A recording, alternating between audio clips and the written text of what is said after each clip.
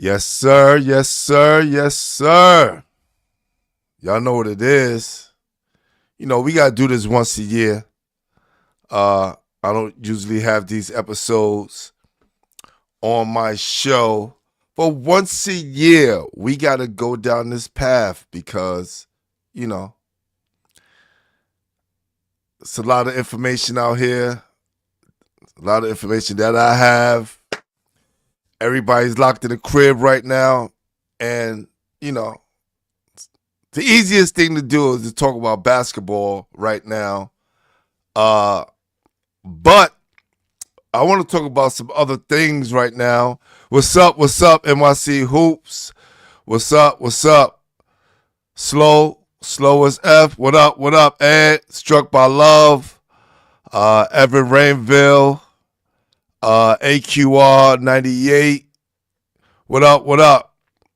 Tune that. What up? What's going on? B59 Rock. What up? Charlene, what's happening? Got them highlights. Coach, what up? Coach B, J32, what's going on? Trap 14, what's happening? BRF and Dawn, what up? NY Hoops, what's going on? What's going on, people? How y'all doing? NYC Hoop World, what's going on? We are in the building tonight. Yes, I'm blind. It's a bat. But, hey, listen.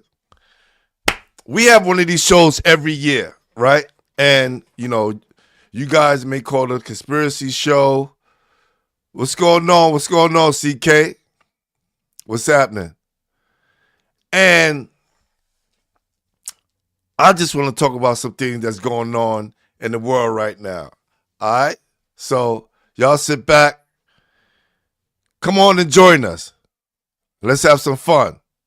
All right? Let's go. Y'all ready? Yeah.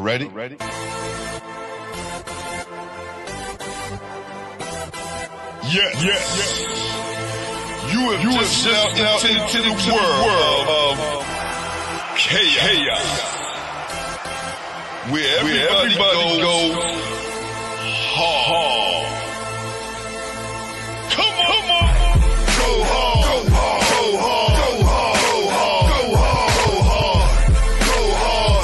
Go home. Never back down. You gotta hold your own. Go hard. East Coast, go hard. West Coast, go hard. Midwest, go hard. Dirty. Hurry up, everybody, get online, buy your tickets, cause the game about to start.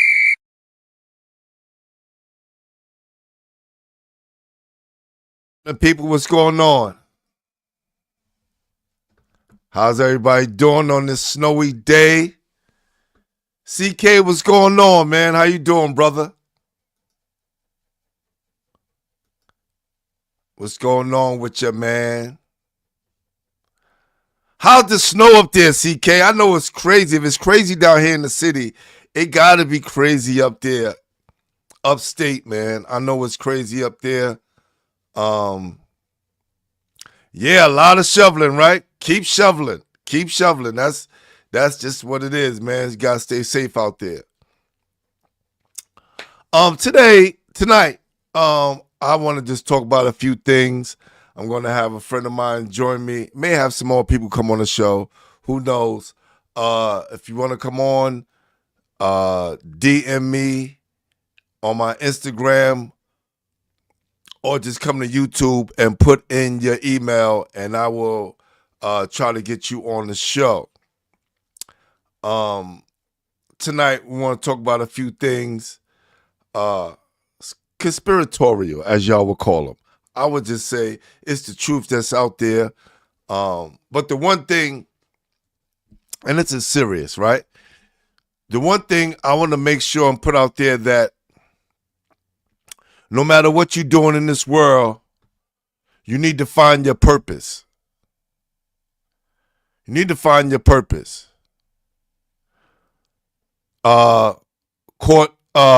May J, how you doing? Aiden, what's happening? Straight out of Brooklyn, what's happening? MCMC, what's happening? See Gage, what's happening?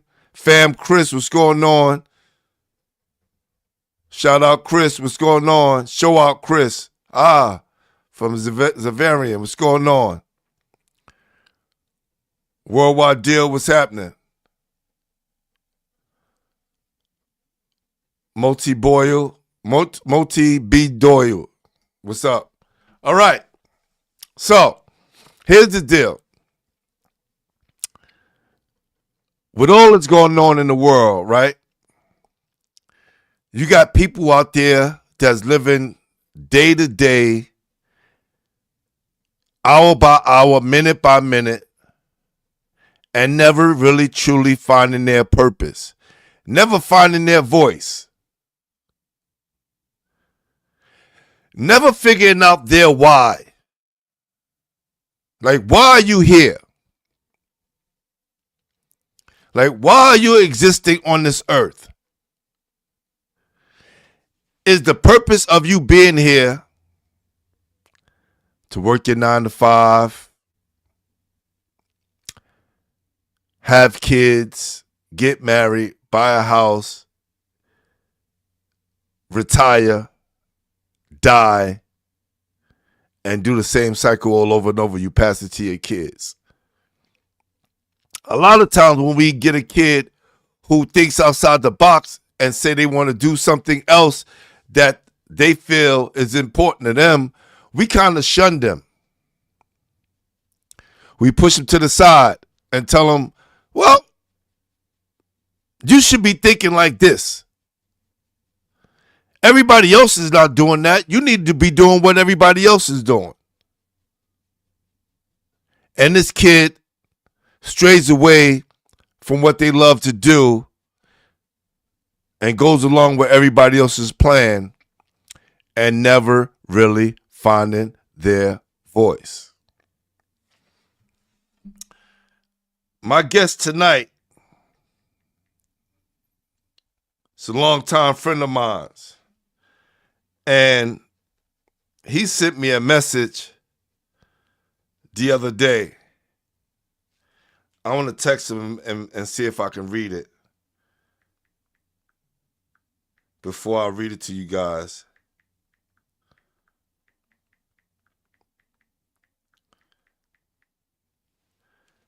Because it has inspired me. You never know who you're affecting and what kind of impact you're having on people's lives. Let me see, can I find this? I'm trying to see. It says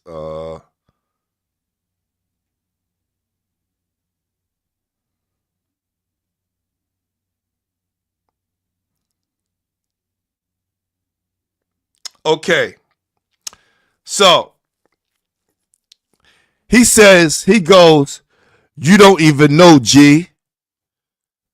And I'm just one of hundreds of thousands of people you've helped. Thank you, my brother. Because of you, I realized at 48, I've leveled up. 47 was a prime number, and now at 48, I'm divisible by 1, 2, 3, 4, 6, 8, 12, 24, and 48. Once you meet my guy, Pat, you're going to understand what all those numbers and what he's talking about is real, right? So I'll leave it at this, and you can ponder this for what it is. If God cannot write, if God cannot speak, then only you can speak the words of God, and only you can write the words of God, which means that God is in you. Furthermore, God is in you, and ultimately you and I are the same. That's deep. Right? He said, no doubt. Now I see what you meant when you used to tell MDP kids that they might not remember what you told them, but they would always remember your voice. powerful ish, man. MFers didn't know, and I just soaked in 5 years of free lessons from you, man. And look at this ish. Show society now. All I gotta do is not bug out and keep it moving while people lose their minds. Just like the plot of that film, The Kingsman. This ish is really TV for the blind, but life is always worth living once you accept the absurdity of the world. That's truly brilliance right there, man. Truly brilliance. So with saying that, I'm going to bring on my friend, my bro, Mr. Peabody himself. Just going to wait for he gets settled. Pat, what's up, man? Hey, what's going on? Is the sound okay? Yeah, you're good. You're good. A little blurry, but it's good. It's good. You know, That's fading because of the snow. It's better that I'm blurry. I prefer to be blurry. Yo, let me tell you, brother. Those kind words and sentiments, man. I told you, man. I appreciate it. When you sent it to me, I sat with it for a couple of hours, maybe even a day, and just kind of reflected on the impact, right, that we know that we're having on the youth as you're educated and I'm an educator. But like I said in the beginning of the show, a lot of people don't know they have a voice, never discover they have a voice, or never even attempt to try to find their voice. And the fact that you said, man, at 48 years old, that you finally found your voice is definitely inspiring, brother. Yeah, thank you, man. Let's go back, man. Let's go back to when you first came to the school and we met. Do you remember that time? I'm pretty sure, I think the first time I saw you, in a classroom, you definitely, had, work clothes, yellow, shirt, or, tie, dress shoes, whatever, and it was Elijah Ali in, the science room, and he was just, bugging out, and I got sent up, to Paul, a month and a half in, and I think that was, kind of, one of the early days just sort of on the job, and I was just, it wasn't so much that I was, astonished, it was more I just recognized a force, and that's Glenn, okay, and that was a force that ended up shielding me for 5 years, and taught me a lot. And one thing that I kind of try to figure out is sort of one thing, with a voice. Sometimes when people don't use their voice, it's kind of they don't realize they have power. So people everyone has power, is what I tell my students, and it's really you just choose not to use it. And the way that they learn is very passive, and it needs to be sort of bottled up. And once it gets released with these kids, it's going to be a force like what I saw when I think I first encountered Glenn disciplining Elijah Ali around a room. And he was, I think they were both of you guys were taller than me by at least 5 or 6 inches. And, I always thought being tall as a teacher was always a good thing, but you guys were very tall. Yeah, Elijah Ali, ladies and gentlemen, he was a kid that he didn't really see his potential. He didn't see his potential at all. He was a kid who, wanted to follow the crowd and do what the other popular kids were doing. And I told him, I said, yo, brother, you have a gift that you don't even know you have. And this is before I seen him play basketball. I just knew with his personality and the way he carried himself that if he applied himself to something outside of trying to be cool and trying to follow the crowd, that he would be successful. And something happened over the weekend with him and one of the students, and he came to find me, and everyone was saying, Elijah is looking for you, Elijah is looking for you. And when he finally found me, he asked, could he talk to me? And he sat me down and he said, yo, I finally understand what you've been trying to tell me, and I want to give it a shot. Yeah. He said, I'm going to put all that stuff to the side and focus on, trying to be a good student, and then I'm going to try out this basketball thing. And when he did, he was successful at it. First year playing, they win the city championship, JV city championship. And then when he gets to varsity, he takes us to 3 straight championships. Yeah. We lost all 3, but he took us there. Yeah. And now I've been in talks with the commissioner of the league that we're in, and Elijah is going to be one of the first guys that gets into their Hall of Fame. Wow, that's pretty cool. So salute to Elijah Ali, man. He's doing great things right now. He's successful as an adult. He's out there working, taking care of himself, and that's what it's about. Yeah, and I mean, I think like one of the things that I learned with him is sort of like offense is sort of the easy thing to teach, and he had the things that mattered. Like, and once he took his energy and like his heart and his height, like I think that was my first exposure to like the Doofy rule, which I heard the word, but I'd never heard that rule. And like, if you're like 6'4" and whatever, like literally looking down on most people, you have to act in a way that's above what you're doing right now. And I think the turnaround is always way more apparent in 4 years. And yeah, but he always had rebounding and blocking. Like those are like 2 things on defense that he got really good at. He could jump really high.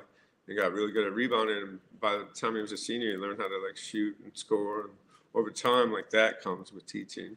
And once he was committed to it, then he just got better. So, yeah, that's all around like 4 years. That's a good kind of cycle of learning, if anything, because it's more than just basketball. I mean, that's always just sort of the vessel that people are gifted with, I mean, just being really athletic, like that's kind of a gift. And do you remember Erlen? Yeah, because he was always like, he had the body, like there was no reason he shouldn't have been a college player, because he actually played in college, but like he didn't have like the attitude, because it was sort of like the funny thing about Elijah Ali, I caught him in 9th grade, so I learned that question was being asked to 9th graders. What is your purpose? Like, you don't need to know, just think about it, and that's like, there's always like a level higher than that. Which just sort of gets revealed anyways. But if I'm not thinking about that, no one, I would never, like, how long would it take me to, oh shit, like, what am I supposed to do in my life, in the world? Why am I here? Well, to let you know, Erlen works at MDP right now. Really? Yes, and he's a great example for the kids there. He totally changed his life around. And become a brilliant young man and in his own right. Found his purpose, found his truth, found his why, right? Yeah. And that's what we're talking about. I know the title of the show is Conspiracy or Not, Mega Snowstorm Shuts Down New York State. But that's part of it too, I mean, yeah. Because he said, it's crazy that all the stuff that you was telling us when I was younger, we didn't understand. He said, but I understand what you was, understand now what you was doing. You was planting those seeds, so later, if our eyes ever open up, we would know. Yeah. Right? Because a lot of people sitting home right now just saying, yeah, it's a mega snowstorm, and it's just going down now. not knowing that when the news give you things over and over and over and over and over and over and over and over again, y'all gotta understand that it's a play that's going on. No matter if it's in Minnesota with ICE or with the Somalis, whatever. Once you see the news constantly hit you with the same story over and over and over and over and over again, y'all gotta understand that we're being played. Yeah. It's the same thing that happened in 2020. What was explaining to people, like, it's not real, people. And then a couple of years later, they let millions of people in, undocumented people in, who didn't have to get anything done to them, right? It's just like people, if people really wanted to understand, like, I think in my mind, it's sort of like they would all reach the same conclusion. Where, like, this is all the same, it's all cyclical. Like what was going on 100 years ago, like you can go back, like at every single level, it's always going to be the same sort of thing. And that's fine because like we're all part of it. And that's like exactly what this is. And there's like a lot of different things like in terms of when people would say like, you know, well, everything happens for a reason, right? Yeah. You got to look at it. Like go ahead. If you apply it to what you were, and I was like listening and learning from you as I was listening to you try to teach and impress upon kids, this is the mindset I need you here, because this is what will prepare you for like 12 years from now. Like I worked there from 2013 to 2018. So it's been, 8 years since I've worked there, you know, but 5 years of that with Glenn shouldering me, like prepares me for now. And like if I sort of like apply like the same sort of logic to that, you know, like you're trying to tell them, so it's not going to be up to me how long it takes you to realize what I told you, but once it hits you, you'll remember. And when you remember is going to be the part that's going to matter, because the sooner the better, because if you don't remember soon, you might not ever recover, because whatever is here and been here for 12 years, it's not going to stop until something changes forever. Like, you know, and once it hits you, then we're prepared. But like most people don't realize, and you knew it when I knew you. So that was, how many, 2013 and 13 years ago? And it's the same stuff. And you can apply the same, like study like the election of 1912, which is fascinating, or the election of 1876, or like the election of 1824, and it's all the same stuff. It is all rigged. It's always been rigged, and that's not just here. It's everywhere. And then as soon as the model's like right on TV, following the news, wait a minute, in Greenland, you can't even own land? That's like illegal? You can allocate like area above it, but no one owns it, it belongs to everyone. And you just want to take it too. And that's okay because you've done everything you wanted anyways, but it's just a program. And it's not even you, because that's not even human. And that's the program. Just take humanity out of the world, because it's going there anyways, you know. So that's fine, but hey Pat, people don't have time to think about what's going on, right? In their daily lives with work, taking care of kids, paying bills, taking care of their household, you know, trying to find a peace of mind, getting their party on, getting a drink or two or smoke, whatever they do, it occupies their mind from free thought, right? And even questioning things, like, why am I questioning things? This is how things go. This is how things are. yeah, I don't want to disrupt my life with all of this that's going on. And this is why I always said, you know, the phrase "ignorant is bliss." yeah. mean, it is. Yeah, I definitely. It's perfect But it's for the sort of world like, that we live in. again, I feel like kids today, like the ninth graders last year were like the most kind of stunted group, I guess, when COVID hit. And like we're seeing is just like very passive behaviors in everything, passive everything. And like because there's no foundation, what I'm finding is in kind of a funny way, is like if kids basically just say we don't give a fuck, like I kind of see their point. And I think they have a better point than saying you don't have anything to be concerned with. Like, I know it's fine. Like the batons are new and like the cameras don't work yet. And yeah, the fight yesterday was really bad, but only one teacher got hit.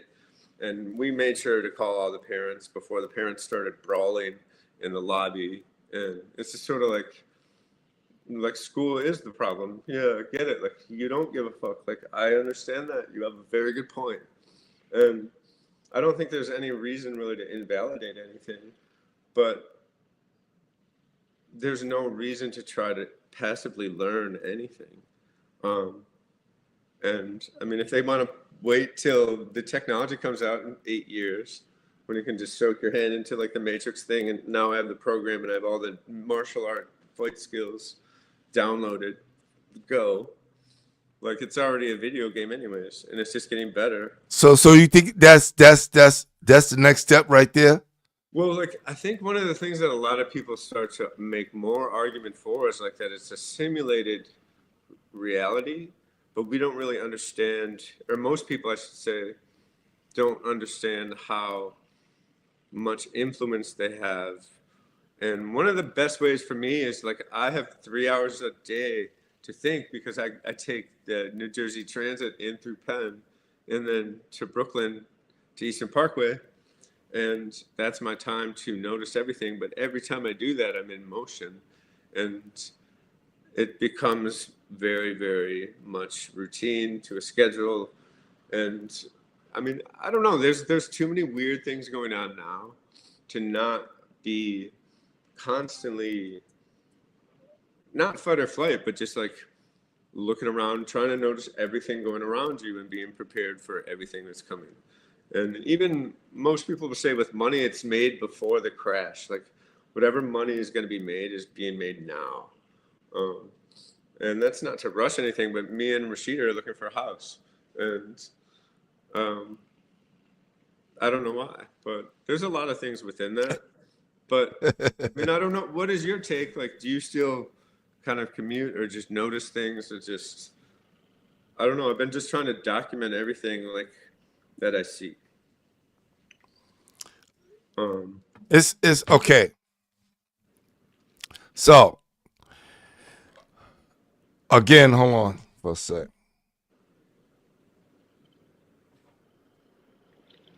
Me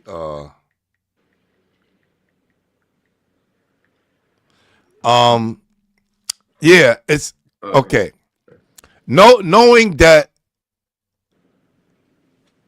I know all of this information, right? And I don't have kids. Yeah. And even though I have a lot of family, for me, it's just me, right? I get to make decisions a little bit differently as if I had kids, right? So you got to make decisions a little differently. Talk to a friend of mine all the time who has, a family, and he says, a lot of decisions that he had to make is for the benefit of his family, right? Which is cool. And I think a lot of people is up against that. So it's hard for people to kind of have the same thoughts that I have, whereas it's just pool, right? Yeah. And my outlook on life, I don't try to put it on other people. Yeah. I don't try to tell people, this is the way you have to think, and just because I know these things, this is the way you have to live your life. I just think everybody's here to try to find their own purpose. I found mine, Yeah. right? And right now, it's just for me, it's about legacy and what do I leave behind in my imprint on Yeah. people, right? Because when you die, I've never been to a funeral, and people are like, "Damn, man." I remember the days we used to ride in his Bentley, or the amount of money, right? Nobody gives a about that. Yeah. It's about No, whether it's you're a true. good person or not, and the Yeah. impact that you have on people. What is your impact on others, and how did you affect change on this earth while you was here? Now, Yeah. if we all know that we are living, not say we are, it's a certain amount of us know that we live in an assimilation, or if this just if it's not assimilation or whatever it is that we living in, and we know that we're still talking about people who had an impact on our life, even if we haven't met them before. Right? We never met Malcolm X. We never met Kennedy. We Yeah. never met Martin Luther King or Gandhi. We never met them. But somehow they've had an impact on our life. Yeah. I mean, for me, it's just sort of like the tangible aspect of everything. And because Rashida and I are looking for a house, like I love it because it forces me to like look through everything I brought here. And I mean, I've documented my history like very, very well with like music and writing and just like poetry, just like whatever, just like all my brothers were really good artists, and I just wasn't talented like they were. And at some point, I realized I'm just gonna paint with like these words because like these things are like fascinating to me, and they still fascinate me. Like words are really like just amazing, and just learning language. I learned one thing about me. If I want to learn a language, if I sing it, I can learn the words. And talking, there's a singer that like he's the guy I work with, but he's a professional singer. He used to be, and he'd be like, "Yeah, I know like tons of songs in other languages, and they're very different songs because they're sung in Spanish. I don't know what the song means, but I know how to sing it. And languages like affect everything, um, and the sounds. And then to like realize trying to teach it how languages have gotten flipped, and like these sounds don't mean this, and I think it's just like really, really fascinating because the tangible, like with the phone call, is like you hear a voice. Um, and then when it comes to like the tangible now of just like, I'm not like I'm uncertain about if I'll ever see the tangible Glenn. Like you'll see the tangible Patrick, because you never really know. But if this is kind of the world, this is just going to evolve. So the tangible won't necessarily be, um, like an option if after a certain point, because there won't be a difference, because that'll mean like it's like now it's here, like, and that's like the singularity sort of theories with a lot of different people. And if it's really a cycle and it goes in different kind of like one quote I love is like, if you want to teach a human like how to like really be like filled with despair and sadness, just teach him how to count. And if you think about it, like that's a very important point. And in history, it's interesting that the zero doesn't have relevance to certain cultures until a certain time. But that's exactly what really fills people with suffering, because we know how to count. And if we know how to write and we know how to speak, at some point, we're just going to get to a point where we just have to accept whatever this is. And it's bigger than us, but it's also like who we are too, because it's all one. And then it gets to a point where it doesn't really matter because it's just a cycle. You just get through it. And the world is very strange right now. But I don't think being afraid isn't really something that matters. And anger is the only thing that motivates me. The only thing that I really feel now is just frustration, and knowing that there's not much sense to make of most of it. But like there are ideas that I think are like useful to put out into whatever this is. And like I went to Dublin this summer. I don't know if I told you this. Have you ever been to like you've been to Europe? Yep. Like what was your experience when you went to Europe? Just more vacation and Yeah, exploring, and visiting friends. So again, um me not being able yeah, to play over there kind of hindered me from going to most places. But again, I wish I would have got to explore a little bit more yeah. outside of the country for sure. And I mean, the way I learned history through you is just kind of fascinating because like it led me to different things and books and all kinds of stuff. But the best thing about like I won't take long because like Dublin, the best thing about Dublin is like they know their history, and usually if you interact with most people in Dublin, and I didn't really leave the city, I didn't take any cabs, I didn't take like I walked everywhere, um, and I learned more about Ireland, and I learned more about sort of my family's history, and one of the things that I did, I went to there's a prison that you can go on like a tour. It sounds kind of morbid, but at some point, Hollywood studios would use it to make, and the prison would allow them to use it to make just money. It was like I think Paddington 2 was like one. It was like Michael Collins, I think it was, and then the other one was In the Name of the Father, which the Irish Revolution was in 1916, which I didn't really realize how recent it was. But I go to this prison and they were locking people up on the street for begging during a famine in like the 1840s. And the youngest kid they locked up was like 2 years old. And going through there, like you're standing where just like people are executed. How do you lock somebody up that's 2 years old? So, well, if you were found begging on the street for food, that was an offense, and you could be jailed. Um, and one of the things that like the couple, this is like kind of I'm working on a joke for this, but the revolution, which I didn't realize, it wasn't who I thought it was going to be, but the revolution in Ireland was led by teachers and artists. So Wow. the um, the man and the woman who led it, or at least one pair, they allowed them to get married in the prison where they had a chapel, which we saw, and they couldn't speak to each other. Like they went through their vows, like were allowed to like embrace, and then they went their separate ways, and they never saw each other again.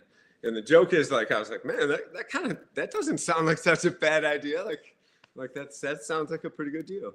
10 minutes, all right, we're married, and I'll never see you again. Like, but I guess sort of like with that, like in the 1840s, you're getting locked up for a famine, and the Irish have 8.5 million people in 1840. A famine hits, which the British come in and just make it worse and worse and worse to the fact like they don't have their independence and they have to fight for it like 4 years before like we get into like World War II, or I'm sorry, World War One. And once that is fought for and won and all of those things, even to this day, the Irish only have like 7 million people, and they never recovered from that population-wise. And like even the bums on the street, you can see that they feel bad about they're so apologetic, and most of the Irish recognize you're not from there. And I think the one thing and the one place that I really noticed about Dublin, at least, was sort of like the people are what make this city. And there's a whole history that I like never knew about.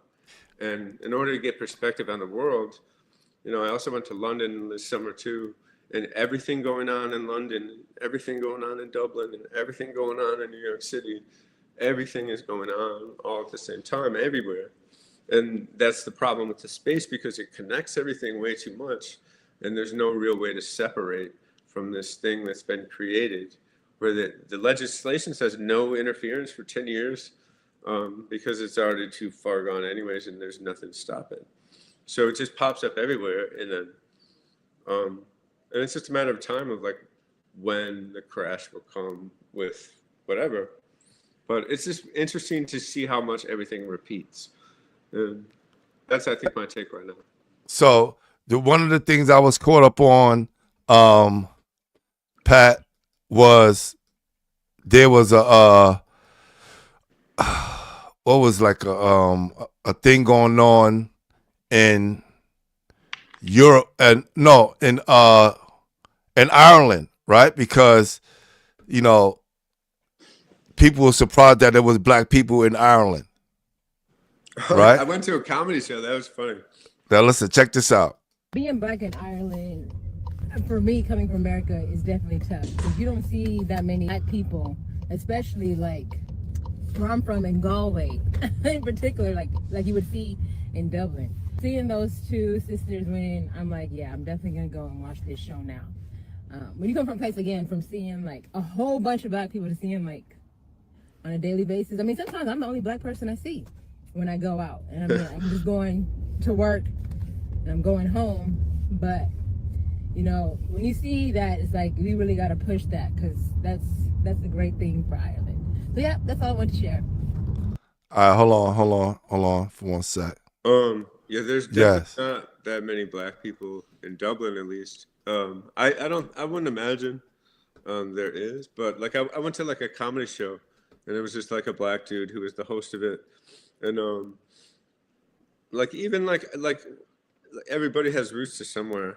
Yeah, it's just sort of like it's not like there's none, and there's always like been that, and I don't know. It's just like if I'm sort of just following whatever my path is and realizing my purpose when it like allows me to recognize it, it's like it'll lead me to what I want to learn. And I think like one funny way, like I hadn't done it in a while, is just go to a comedy show. And I went there because like one of the dudes who's like out there, whatever, like trying to get people to go. And yeah, like I think you learn about what people think is funny, kind of how comedy is sort of changed by young people. And then it's sort of like, you can find that sort of anywhere, but whatever the comedy was that night, it wasn't like that great. But, it's not like I can't find where the different parts are. right. Those are the parts that I'm pretty good at finding. Nah, I think I was always sort of attracted to different, like, just in general with a lot of things that I liked pursuing, I think. And I think over time I just was selfish about what I wanted, and I just went after that. And I didn't think I could, at 16, I didn't think I could learn what I needed to learn where I grew up. And now I live in a town that's even smaller than my hometown, which that's like, it blows my mind. And I mean, Pat, do me a favor, because people are asking you to tell your story. Where you from? Do you have a YouTube? Yeah, the thing I think I sent you, that's like during the pandemic, I was trying to do a podcast and recorded some things for, we had a little like 20-man poker league. And it was really just an idea to get people to interact more. And like, it's just fun. Like it's a fun way to communicate. And I think the creative side of me really took, like I really took the pandemic as a blessing as a teacher, being home for 18 months. And like it allowed me to buy a piano, get better at that, like learn how to do these technologies, and everything I did sort of prepared me for what I was going to do next, which I wasn't really sure about. And I don't know. I think like all of those things, like that was the thing that I sent you, and I never really gave too much effort into promoting it because I realized I didn't like doing that. So I just sort of left it at that. And now I just like I'll put things like just here and there, and just I send them out. And somebody said there's like a study that said like the high that people get from like using the social technology, it's not like the likes or the comments, or it's like actually posting. It's like that's the adrenaline that people seek. And once it's posted, that's Yeah, I just think, I don't know. Like I think I don't care about this once I send it out, and then I just don't really think about it. yeah, for me, I'm not a big person. I'm not big on just posting for the likes. I don't check for that, right? there's a purpose for some of the things that I post, and I want to make sure that I'm posted enough to keep people coming back to the channel, right? Yeah. So I want to shift gears a little bit, and talk about some of the stuff that's going on right now, which we was start off talking about, far as the things of the world that we think are real compared to the things that are not, right? So I was getting a lot of calls today from people that were sending me videos about people burning the snow outside. So they were showing the snow compared to how it was back in the days. Huh? Why are they burning snow? To see if it burns, if it melts. Well, it's gonna melt, but why are they trying to burn? No, it's not, Pat. It's you don't. It's so they're saying it's flammable. It is not burning. It's not burning. No. Here, hold on. Let me show you. I'm gonna show you right now. I've done it a couple of years ago. Like, I've seen that a couple of years ago. Hold on, I'm gonna show you right now. I've done this myself, so it's not like in the house. Cause Papa Not melted down yet. is not convinced it's real. Is real snow? I said But you're like, not convinced it's where real. is this? it's in Nashville, Tennessee. Pat, go out and do it. Go get some snow. I dare you. Go do it right now. That's crazy. Yo, this is not snow, Joe. Oh my Go outside. Me for real, I'll give you some time. Go get some snow. Y'all know me for Hey, get a real. light and burn it and see. This shit ain't real, G. We done brought this from outside, broke it to Listen, I've done this myself some years ago because I wanted to see if it was real or not. I went and got some snow and I put it, Pat, I'm listening. I put it on the stove. I put it on the stove, turned the stove on, and it did not melt. So I'm challenging you right now. Just go to your door, gather some snow, come back, and burn it and see if it burns. So I mean, I guess I guess my response is like I don't understand like whether that's relevant, because like if you go outside and you get some snow and then you just put it down on your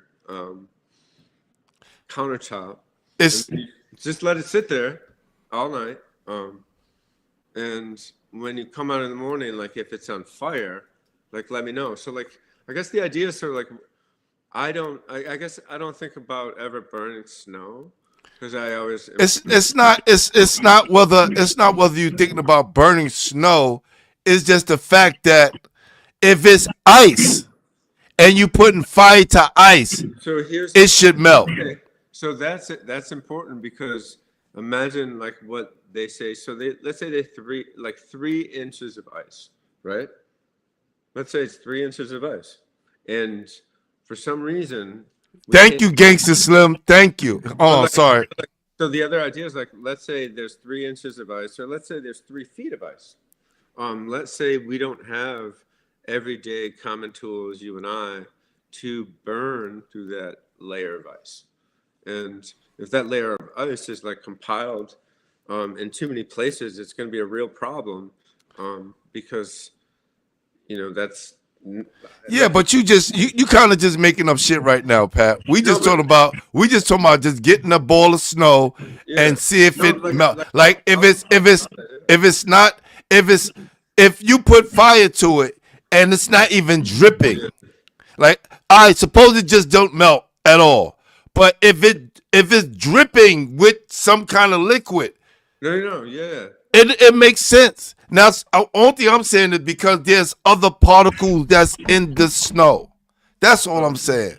So when you get all these particles within the snow and it's condensed into a snowball, it's not going to burn. So, well, that's the thing. So, like, where people are is kind of where their simulation reality is. And I'm not there with you right now, so that I can't really prove that's true. Because like if I go outside, my reality might be a different substance. Who knows? Listen, you can say what you want. But I'm telling you to go outside, get some snow, and burn it. I'm laughing because that, like, to me, that's like just funny. Like, I've never even thought to do that shit is before, not real. but I will gladly go outside, get some snow, and try to burn it. Repost, make this go viral, send this to your If no friends. water, like, look, This it's shit another not one. real. No water Shit is not dripping real. out. And I've done it. Like, I've done it myself. So, because I'm sitting here going, yeah, these people are full of it. This guy, Gangsta Slim, is on here. He said, I did it earlier. He said, and it just turns black. Same thing that happened to me. So I'm saying to myself, and I went and got an ice cube from my refrigerator, burnt it, and the shit started melting. So here's a scenario. This actually happened to me, right? So me and Rashida go to a bookstore, and I'm looking for a book, but while we're kind of search for it before we ask where it is, I see a book. I like the cover. I open it up, and just like a Polaroid picture falls out of the book onto the floor. Okay, and the picture that falls out, and I took a picture of it, and I'm gonna see if I can sort of hold it up, but it looks just like this. I don't know if you can. Let me see if I can. Do you see it? It's a weird picture, right? Because it's just like. So I guess my point when I think about this, and I later get the book, and I see like there's like, I don't know, just like high school girls who are just speaking in French, just playing around in the store. But what I think to myself is like when I reach into this book, I don't expect that picture to fall out of it, right? Like I don't expect that, right? Does that make sense? No. So let's say I go outside and I bring snow in and I light it and it just becomes sort of like this new sort of thing I can just sort of manipulate now. Wow, all I did was take the snow and but you talking to hypotheticals, Pat. Go get the fucking snow. Go get the snow and light the fucking match. My point and is when things happen that you don't expect, like if I put a bookmark in my book, I expect it to be there. But let's say the next time I open it up, it's just a pencil with my initials on it. Yeah, but you talking to in hyperboles, bro, right now, bro. You're just making up shit. What I'm just saying, let's stick on the one topic. If you don't believe it's real, go out, get some snow. Yeah, no, I will gladly do that. And my thing is, and so when I tell you when I pay attention. That's right. Real snow would just melt, right? And other BS is going on. That's a fact because this is the stuff that's happening before the snow, right? So when you get things like this that's happening before the snowstorm. Like, I guess my point is like when I look at planes now, I just kind of expect them to be something that like a drone. Like it's just like whatever I'm seeing, it's just I'm starting to expect it to be. It's something else. And it's very, very strange that these realities are like kind of unique to everyone, but in many, many ways, people experience those realities all at the same time. And in a place like New York City, I just don't think there's anything really that exists in America like here. And it's just so I think my new word now is just variables with all of those things. And it's kind of just an interesting time that just like feels like bro, that's what I'm showing you right now is in Germany. Yeah, and like like if it's in Germany, it's going to be everywhere, and that's the problem I think, and it just really feels intentional, and that's where I think I view the world as like everyone is insane, and they all view me as an obstacle that has no value, and like if I move if I maneuver through crowds very well and just as I just kind of glide through the city every day.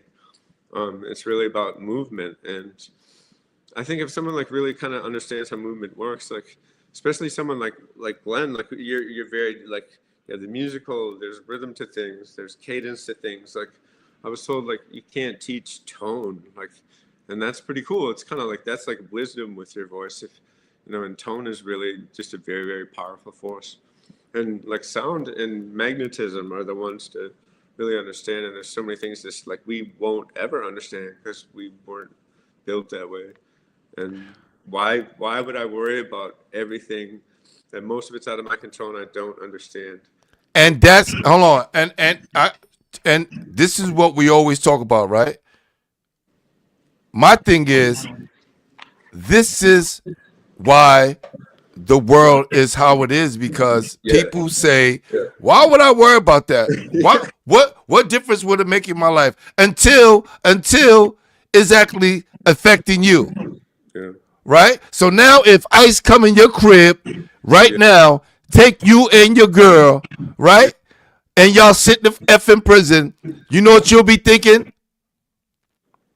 You ain't gonna be thinking, man, they just came and got me. Why would I be worried? Because why would I be worried? And they go, yo, you can't get out. Because of the Patriot Act and what's going on, you don't have a lawyer to represent you, and you and your girl be staying in prison forever because the private prison industry numbers are down, and we need to fill up these prisons. Yeah. No, I mean, that's crazy to think that you can invest money in stocks, and if they lock more people up.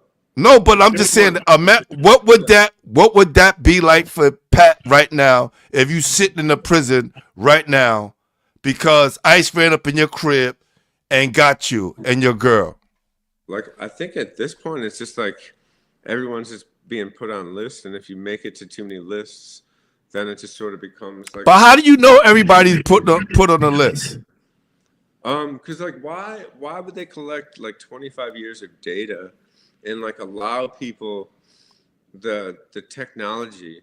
Like the reason they never like regulated phones for kids was they needed 20 years of data. No, let's stick on ICE, because they can randomly be in neighborhoods. They can randomly be in neighborhoods, stop cars, get people out, lock them up. So, it's funny you mentioned Germany. I like Montclair in New Jersey it's a cool like film kind of like creative community. But I watched this documentary about a guy who he ended up, I think, becoming some kind of like famous gymnast or swimmer or something. I don't remember what it was, but it was all about the Stasi in Germany. And the opening scene, it was just like, if you can just sort of imagine like sort of like kind of like an open kind of courtyard and maybe like a fountain, whatever, there's people everywhere. And then you kind of see like one guy walking and then two guys just sort of come out of nowhere and they just sort of grab this guy and they kind of just coast him out, you know, just grab him by both arms. And they were just taking people right off the streets. And like basically what the whole thing was like people and like family members were like ratting out like their own family members to avoid this or catch a deal here. And it was just rampant forever. And just the systematic intentionality of that whole entire thing was pretty fascinating, because he was kind of able to go back and interview different people on different sides. But the idea was to tangibly go to those places and have those conversations. And I think that's really the power of like putting those things out there, is just like everything is going on right now everywhere. And that's what is, it's not a question of like that can be done, like that's happening. Like, yeah, and people will never understand until they are directly affected. And the people that are most to blame are basically like old white people. You know, and old ladies like just like that got duped in, because like who do you think's like working for ICE? And then like you don't think like there's groups within groups that are like fuck whatever, I just want the money. They just said, well, the Proud Boys, they just put out the list where the Proud Boys is working from. Yo, Paul, thank you for the $5 super chat. Thank you, brother. Thank you. I appreciate you. I appreciate you, man. Thank you. It's crazy. And like, Gangsta Slim said, what's up to you, Paul? He said, what's up? He said, how you doing through this storm? Right? So I was thinking about going live No, I didn't see a video yet, Paul. This is my first time online today. Now, the only reason why I was saying that, Pat, because check this video out. Hold on.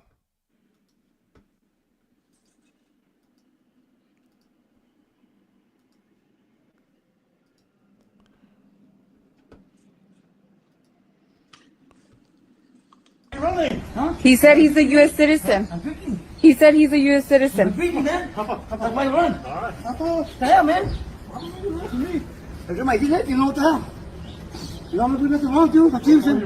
Exactly.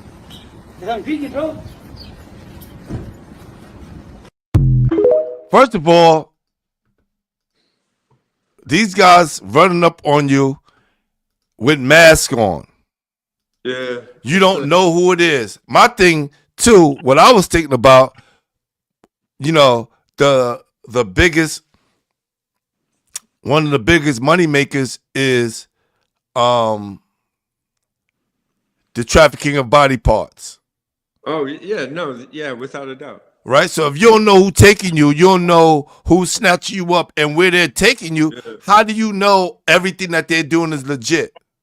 Yeah. And You get what I'm saying? Like, real quick, like, the funny thing about the psychos is, like, the only way you can justify that is with the pandemic masks. So you get a mask mandate, and now it's never been told, like, you can't have a mask on. Like, how hard did they go to take them off? And, like, now they can justify people in masks that can, like, just round up whoever they want, who's ever on the list. And it just reminded me of that Superman movie in the summertime. If you saw that, like, that was basically those three dudes. So, Pat, the reason why I showed you that video because it wasn't about a list. They just snatching up random people. They let that man go because there was other people sitting there, standing there, making a fuss. There's no list. They're just snatching up random people. They tell you, listen, the news tell you that there's a list. So it makes you feel comfortable. Yeah, like, well, I guess like my mind always tends to go to like negligence. And like I sort of like learned that evil is kind of, it's just an appetite. It's no more than that.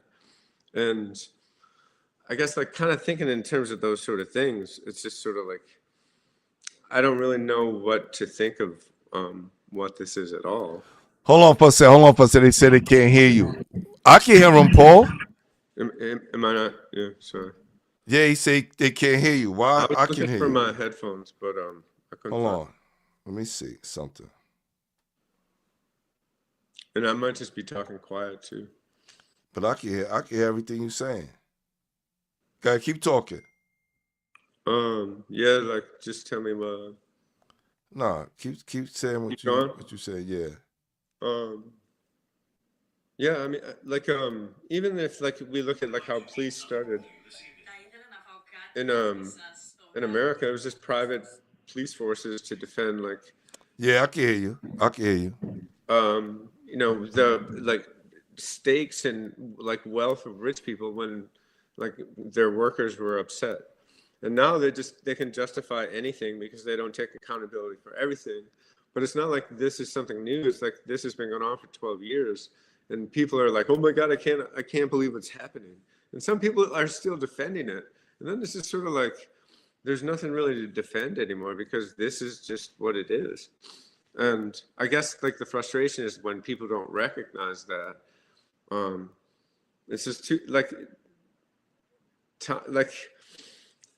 I think I stumbled like this idea of like if like human beings invented time, money, and God, right?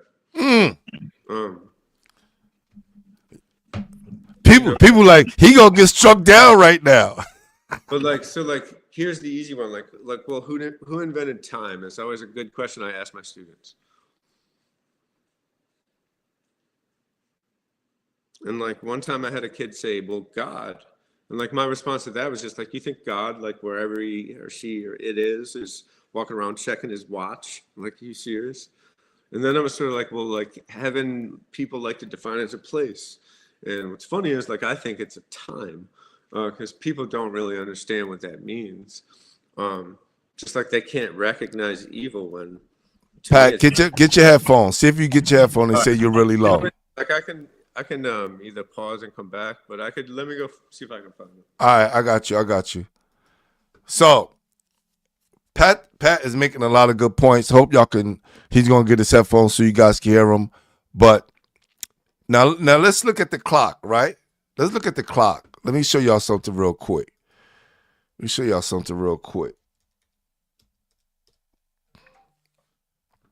Let's get into the clock real quick, right?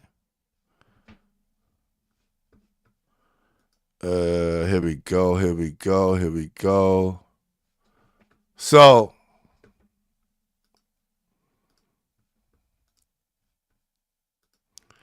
let's look at the clock real quick, right?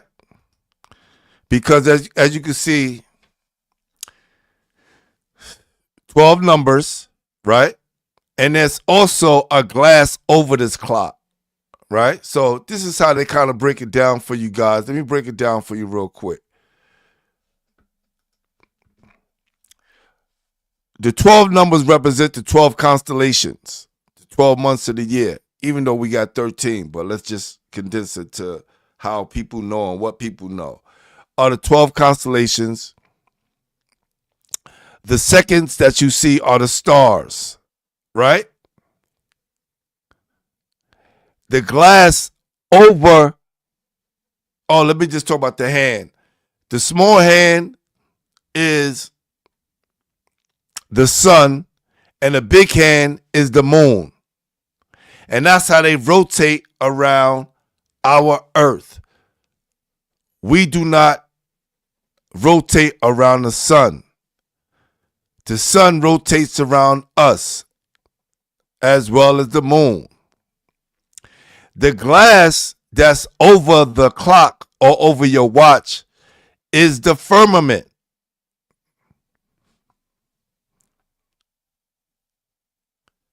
And this is how we have our clock. We don't know why. People don't have a clue of why these numbers exist the way they exist. We just know someone invented the time, gave us a clock, and put us on their schedule.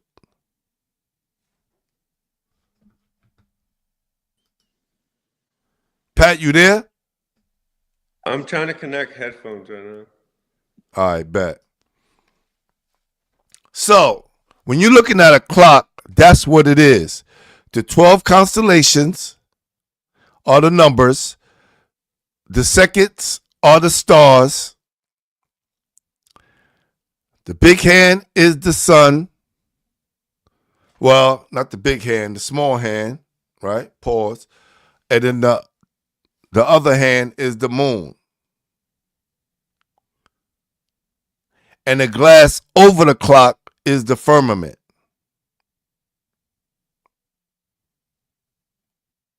Hope you got that. Yeah. You trying now? Hello? Can you hear that or no? Yeah, hello? I hear an echo. I'm trying to. That's what I'm trying to. I got it connected. I think. So just stay where you were. Yeah, cut that. Cut. Yeah. So it's yeah. Take the mic off. I mean, take the headphones off. Let's keep it the way you keep it because I'm getting bad feedback.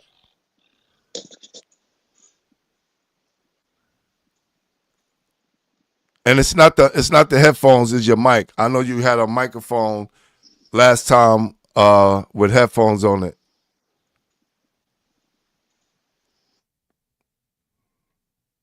Can't hear you.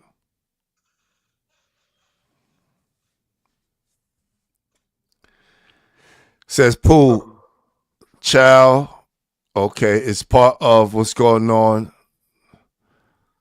They mad they cannot get their fix.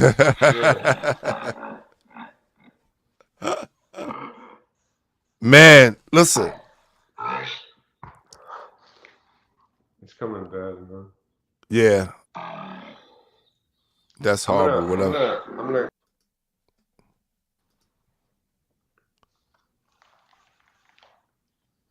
Hello? No.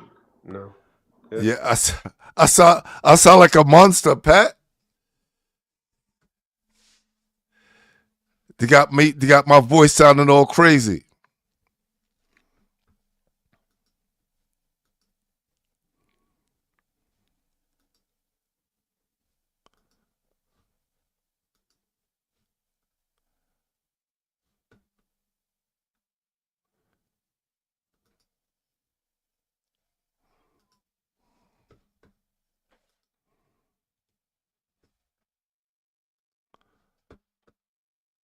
Hello? Are you there?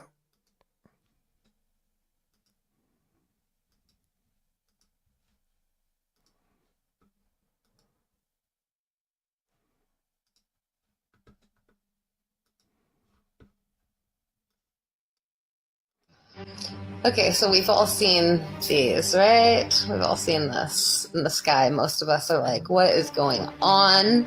Well, there's this website, the Geoengineering International Interactive Map. It's at maps.geoengineeringmonitor.org. You can see the web address there. Here you have a map of the world. You can see all the projects that are going on. And on the right-hand side, it has all of the different classifications for these experiments or projects that they're doing. Here we have solar radiation management. And right here, the canceled, completed, ongoing, planned, whatever they're doing. 10 ongoing. This one, weather modification 59. And in other, they have 275 ongoing, 18 planned, and 243 of them are major research projects. Like always, do your own research.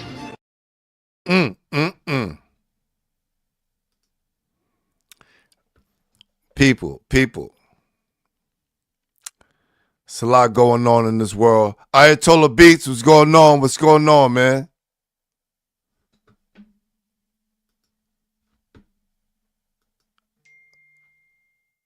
So I always get people asking, you know, and Pat said it today. Pat was like, yo,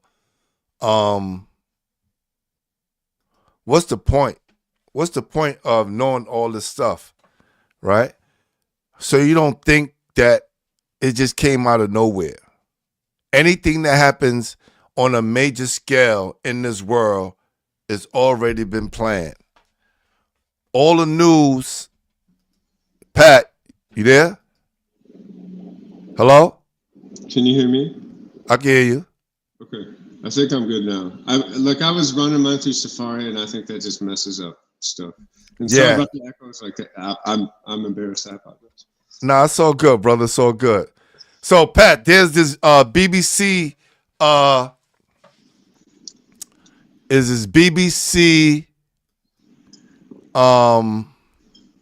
video I seen. It came out in 1967, right?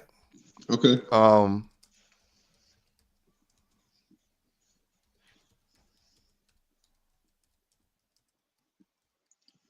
Which is hold on. Like I got a name for you if you remind me. But it's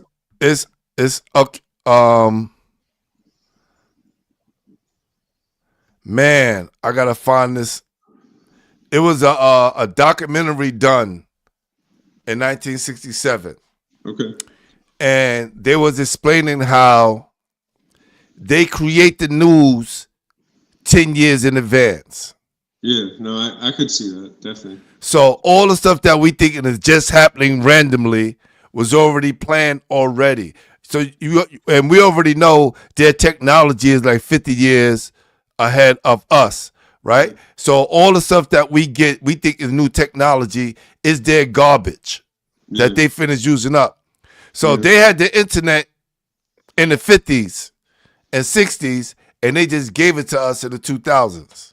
Yeah, and I mean, if like not to overgeneralize certain things, but if we just take like the film industry and like deep dive into like certain points where certain films come out and technologies kind of put into the world too, like that plays like a huge role. And like I think it shows like Westworld. Like if I'm I'm like an actor and I have all these awards and I'm like the best actor. And, like literally my life is to like play out these scenarios in like Westworld. And whatever I want to do is like I can be the devil and I can be, I'm just trying to think of just like certain like actors like but like Al Pacino, you know, then I can be like some crazy dude in Heat, and then I could be, you know, this, that, and the other thing. It's like You could be Scarface, right? Talking about the drug trade. So like there's like these layers of like reality, and like that is a reality.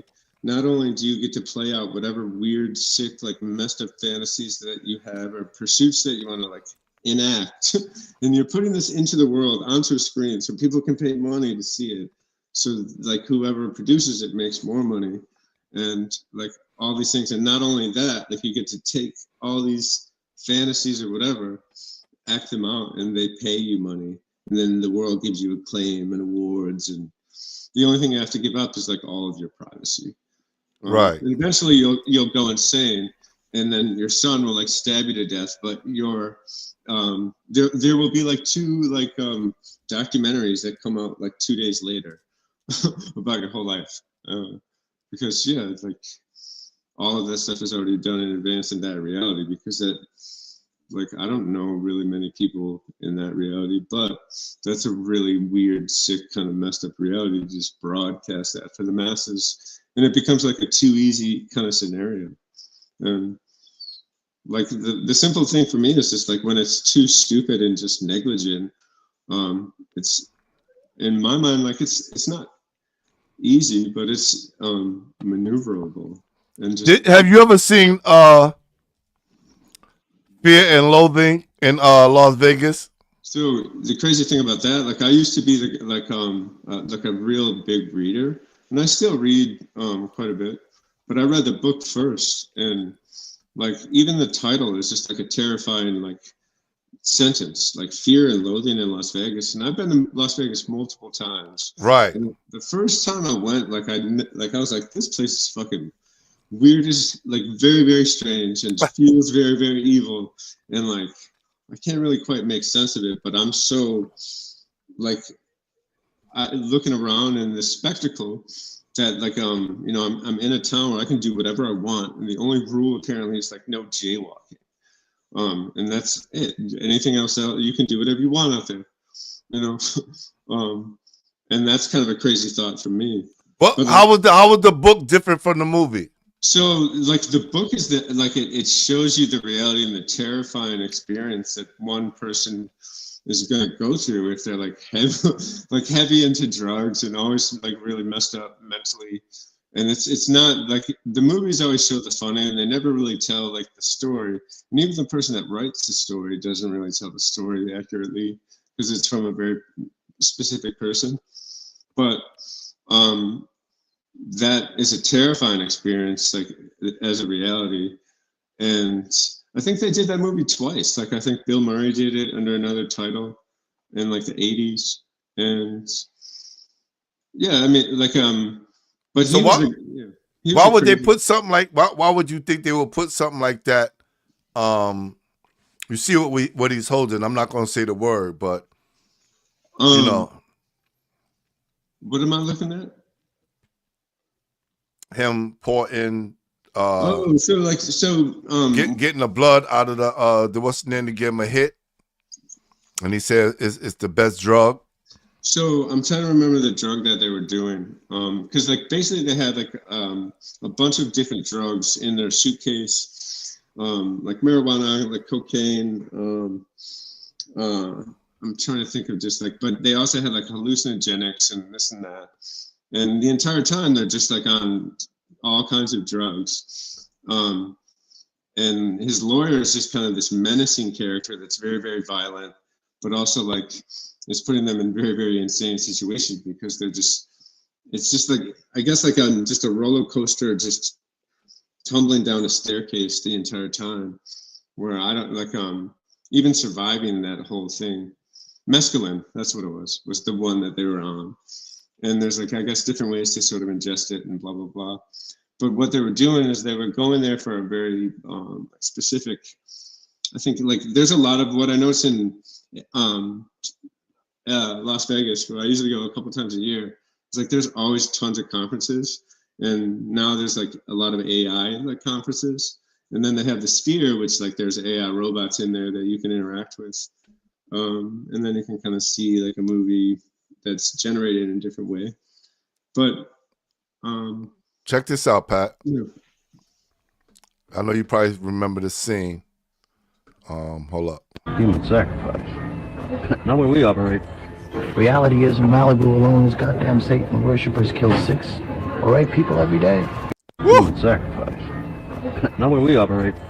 Reality is in Malibu alone is goddamn Satan worshippers kill 6 or 8 people every day. They'll take people right off the street if they have to. All they want is a blunt.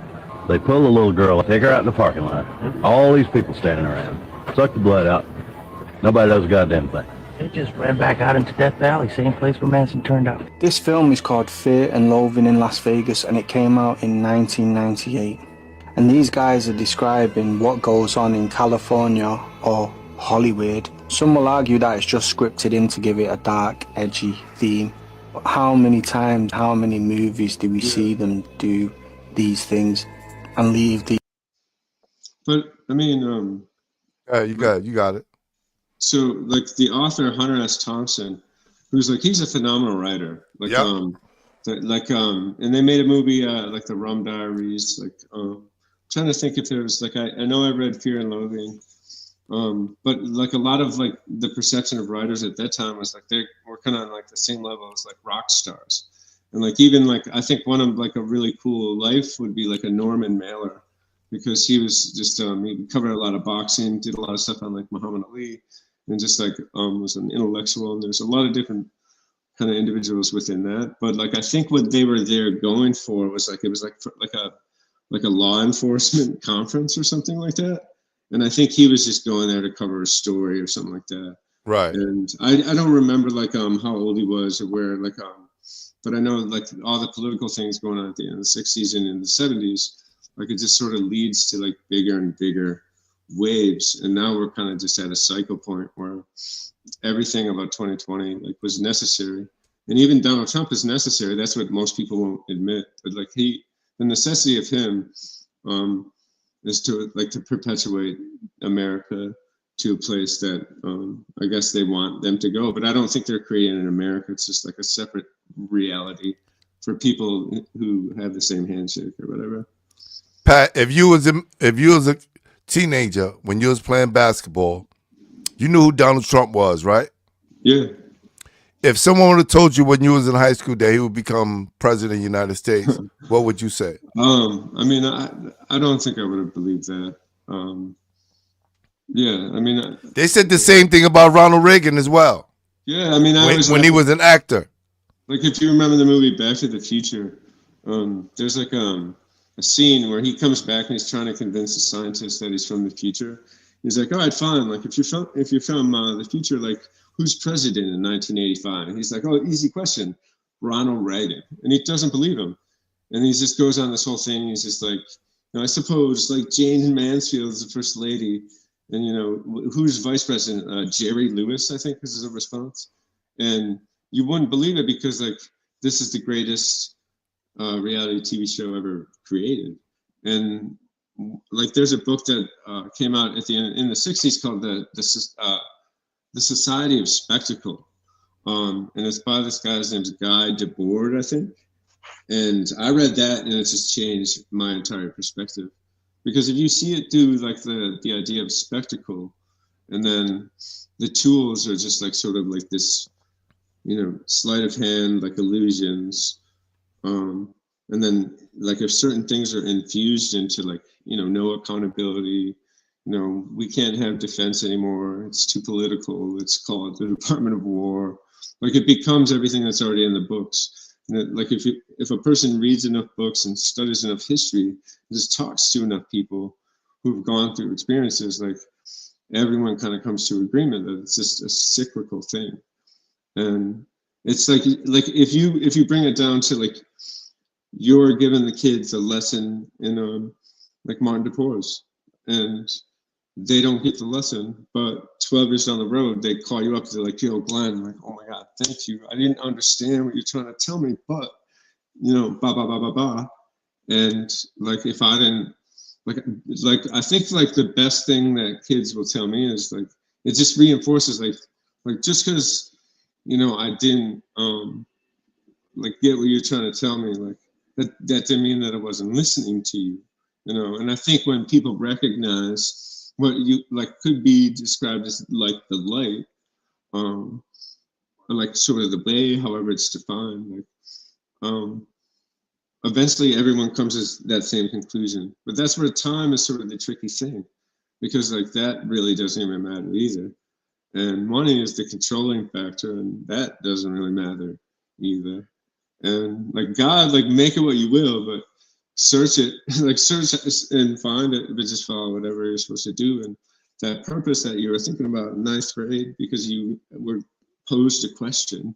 Man, if you say that to some people, you're crazy. You're crazy, and there'll be church going people, and they'll be ready to kill you. Yeah. Isn't that crazy? Right? And they both become from a place of not judging. And as soon as you don't believe how they believe, and it's not all, so I'm not gonna say all. Yeah. I mean, it's easy to like put everything in a box when it's kind of like a simple, like I don't know. I see more simple things, and it's just easier to kind of just look at things through a different lens now, and just try to be a positive, good force. I think like Buddhism was always what appealed. Like that was always yes. That is out of all the different, I won't want to say religions because it's not religion, lifestyle choices that people make. I think that is the most non-judgmental. When I saw their principles, especially having a job that is of moral substance, right? Yeah. So what we're doing, we're not making someone millions and millions of dollars. We're not selling people poison, right? Even though the curriculum can be some certain kind of poison, depending on what kind of educator you are, right? So if you can kind of mix what you have to teach the kids and then give them what they need to know about the world and give it that balance, I think you're serving a greater purpose. Yeah, and I think over time, like it's just I was always learning, and I never looked at what I would like. You know, what's weird about teaching? Like I never really tried very like hard to get good at it, but I never really thought I was very good, and it took me a while to kind of at least convince myself, all right, I'm good enough now. But all the things that I was really doing was just preparing me for whatever the next thing was going to be, and yeah, I always took notes, you know, and I think I always like when I was reading had something to write with, and because I started writing like at 15, and then I got into music. You know, sports is easy, kind of just to like have more fun in. But as soon as it was over for me, like I was like, yeah, I don't need to. I'm at a point now where I don't even need to compete in anything at all ever again. You know?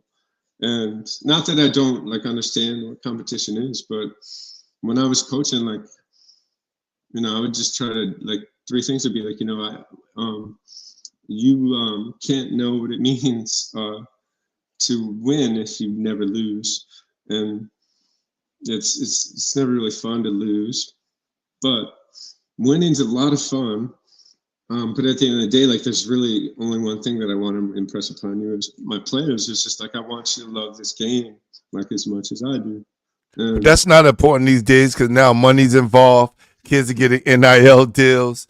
Dudes can leave the NBA, come back and play college basketball. Things are such turmoil right now and so chaotic. The point of winning has gone out of the window. Yeah. It's about self-preservation, taking care of oneself, and not thinking about anybody else. Yeah. And this is why I love high school basketball. Because, you know, at least we have some purity there, you know, some kind of the lasting purity that we have. And like that's what I think the thing that I kind of sort of realized is just like the biggest change a person can make is like in their own community, and that's why community is so important, and that people really understood why communities are important. Where if things really got to a point where, oh, this is kind of bad now, like all like one's resources are kind of in one little area of a block, and like I kind of learned that during the pandemic, and like learned that over like the course of like just being in New York City. Question, Pat. How many people do you know in Maplewood? I mean, we don't really have like many like I guess sort of like friends or even social like acquaintances. I know some people in my building. I'd say like a handful of people here and there, but not many. Do you see when you go out that community in Maplewood outside of you knowing people? Do you see it in other people? Well, I think this community is just very, very different because it's like 3.5 square miles, and it has like sort of like a Portlandia kind of vibe. So they have really cool things that are like creative. So I think I gel pretty well with this little town. But I just think over time the realities of things have just changed like so much. And over time, like realizing things now, it's just sort of like it's just a different sort of world that, without comparison with newer generations, and realizing, oh my God, my students are born in 2010. You know, like my theory right now is like the ninth graders last year were like the most affected by COVID. Yeah. And now like it'll cycle through like probably like 4 or 5 like years, hopefully like maybe 1 or 2. But like these kids are just like, it's just all passive learning. And I mean, if I were to describe like my classroom, it'd be like, you know, one girl from Haiti who doesn't really have language because she was like a premature birth, and it was like shorter than the average length, I guess, too. And like whatever the story is, like there's something there. Like I'm not sure how to teach her. The other girl doesn't really have language, also from Haiti, so she leaves every day to go to the reading specialist. And then, you know, one kid on the spectrum with autism, another kid on the spectrum with autism, another one, an emotionally impaired student who's in a nursing program at Clara Barton. How could you, now I'm going to cut you off, Pat. How could you as one teacher reach all those different dynamics of kids that you have in one classroom? Well, that's the thing. Like there was like so many things that happened in the last year, which, you know, there's no reason to get into tonight or whatever. But one of the things that I learned that I had to kind of learn how to do is like, I sort of had to reinvent my voice, right? And like one thing about relationships with students, like there's no real telling or knowing like how long it's going to take for my students to trust me. And, you know, if kids don't trust you, right, and they're not really sure like why, but there's something about you that they don't understand, but they still don't trust it because it's almost like, you know, that dog that's starving and you literally have food, but this is my face and I can't change it. And my name's Mr. Mahan, and I'm much taller than most of my students. And so like, I don't know how I'm really being perceived. So just like I was trying to learn how to change my voice to reflect a more calm, I was more focused on how I was being perceived, knowing that I can control certain things, but if certain perceptions are already sort of established, there's not much change in those things. So everything is more or less language, and learning that. And not everybody, just because everybody speaks English doesn't mean they speak the same language. And I think a lot of it is just like getting them to trust me. And I might have had maybe 2 or 3 days where I was like, holy crap, like I didn't know how good it actually could feel to be a teacher because, you know, this gunshot or, you know, this whatever, this fight, you know, just, it's all the same stuff, but like when it filters down to like a girl with 75% young women and 25% Haitian, and eradicating the same problems from the 90s, but just gangs in public schools, like in that particular area of Brooklyn. So like it's all the same stuff always. Yeah. But this generation is just different because there's no comparison to that, like where and what we went through, like over the course of our lives. No. The influences, like imagine like if all the influences that we've had over our lives and our experiences, like kids had access to those. No, they have like access to whatever they want to learn about to take it to whatever weird place. And even with like the AI technologies now, like what I learned about like just doing like very basic AI generator video type, there really are no limits to where you could take that. And it leads you to like, it's like they interpret certain things and they have very weird interpretations of what you're trying to tell them. But it's an unlimited thing. Like it can go in an unlimited way. And Check this out. It's crazy. Check this out, Pat. Because I'm glad you brought that up, because there's this doctor that I've been checking out and his take on technology and how students are learning these days. Check it out. Horvath, I'm a former teacher turned cognitive neuroscientist who focuses on human learning. And I do not receive funding, nor have I ever, from big tech. So a sad fact our generation has to face is this. Our kids are less cognitively capable than we were at their age. Since we've been standardizing and measuring cognitive development since the late 1800s, every generation has outperformed their parents. And that's exactly what we want. We want sharper kids. Not this one. And the reason for this largely has been school. Each generation spends more time in school. We use school to develop our cognition. Congratulations, you see your correlation.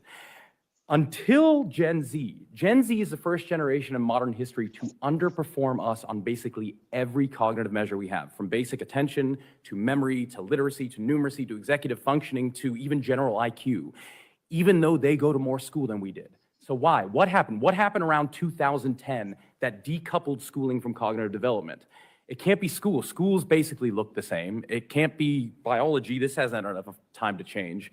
The answer appears to be the tools we are using within schools to drive that learning. 100% agree. Across 80 countries, as Gene was just saying, if you look at the data, once countries adopt digital technology widely in schools, performance goes down significantly, to the point where kids who use computers about 5 hours per day in school for learning purposes will score over 2/3 of a standard deviation less than kids who rarely or never touch tech at school. And that's across 80 countries. What do you think, Pat?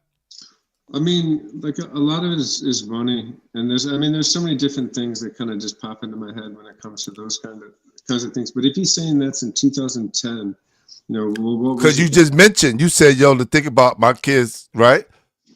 Was born in 2010. I think about that. That's the generation. Like any kid born in 2010, that's the most affected generation by COVID. So this man though is saying that in 2010.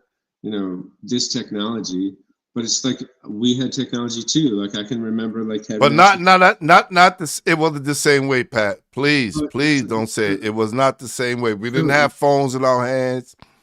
We didn't have the instant internet the way they had it. We had computers, but it wasn't. We weren't glued to our phones. We were outside. So it's basically sort of like if I sort of simplify it, like I didn't have a cell phone. We didn't have we had school computers in the library. I don't really remember like teachers really relying. I mean, I can remember things only in the library. The technology always filtered through the library. Right.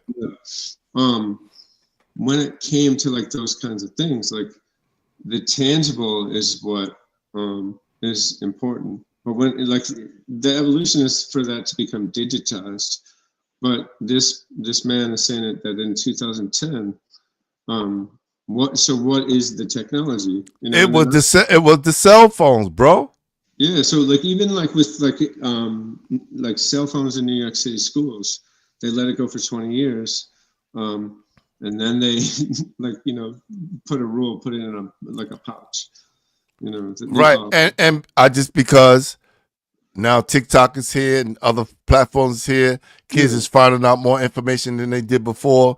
Back then, kids were just glued to their phones and on certain social media platforms when they weren't getting that extra information.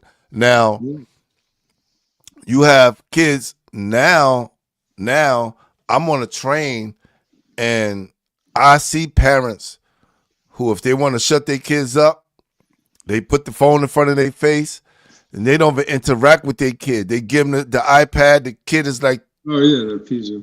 5 years old, some 3, and they give them the phone, and these kids are stuck in the phone just so the parents don't have to deal with it because the parents are on the phone. So I'm watching this whole dynamic, and it's just crazy to me. Yeah, and I mean, like that's to me, like it's very clear that like that's a very intentional thing. And if like most people don't really think back, they'll like to okay, well, what was the technology? I mean, the iPhone is out at this point in 2010. I'm in New York City by 2013, so all of those things that like we went pretty hard on all that stuff. It's still a problem, but we had a smaller community where we could do that, and we had the efforts of.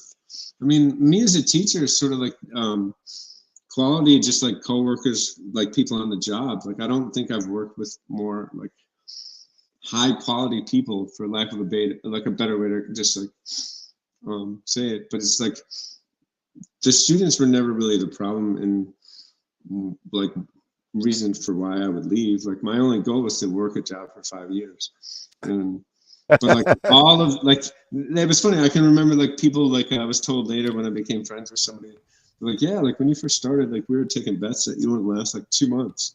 And like the funny thing in my head, I already like said it, like I'm gonna stay at this place for 5 years, and I did. And I, like the only reason I was able to do that is because like you and Carol are across the hall, and you sort of just like shielded me the entire time. Because like I was only not in the 9th grade more or less for the first month and a half. How long have you been teaching, Pat? So I came I came to New York 2013. So I guess this is like 13 years. I'm at like the 5th school year at the building I'm at now, in Brooklyn. And when did you meet your girl? So we met, ironically, we met on 4/20/2015 at Peaches on Tompkins in Hancock. Yeah. Okay. Right around the corner from where my brother lives. And because I lived at the end of the block at 368 Hancock. And right. It was funny. I had like a shitty day at MDP, and like for some reason, like I caught the train like an extra stop, and I was like, you know what, whatever, I'll just go in there. And she just sat down next to me and whatever. And do you think if you wasn't with her, you would be doing something else or be living somewhere else in another state somewhere? Yeah, I don't really know. Like, if I don't like, there's a lot of like series of things that kind of goes into that, but yeah, I don't think so. I don't think I'd be in New York. No. I agree. Check this out. It's another video I want to play real quick. It's about giving kids phones, right? We can talk about that as well. Here we go. How have modern machines like mobile phones or your iPads, children doing this all the time, how is it impacting? So I want to tell you, mobile phones for a kid is a strict no. I may be very harsh, but I am mentioning that. It curtails his language acquisition. Explain. Language acquisition means the language which is spoken at home, he does not pick it up that much if he's all the time on the mobile. There are many disadvantages for a young boy or a young girl to look at the mobile. A, language acquisition. That means the language which is spoken at home is not acquired by him adequately. He suffers from language dysfunction. Yeah. Then his social and emotional development is marred. Definitely it is, it is driven by what he sees as a cartoon or whatever he sees. It is driven by that. What is the social norm at home? Who is the elder person? Who is the younger person? All that development does not happen. Really? Yes, because he is concentrated on the mobile. So mobile is a strict no for children. Yeah, absolutely. Now,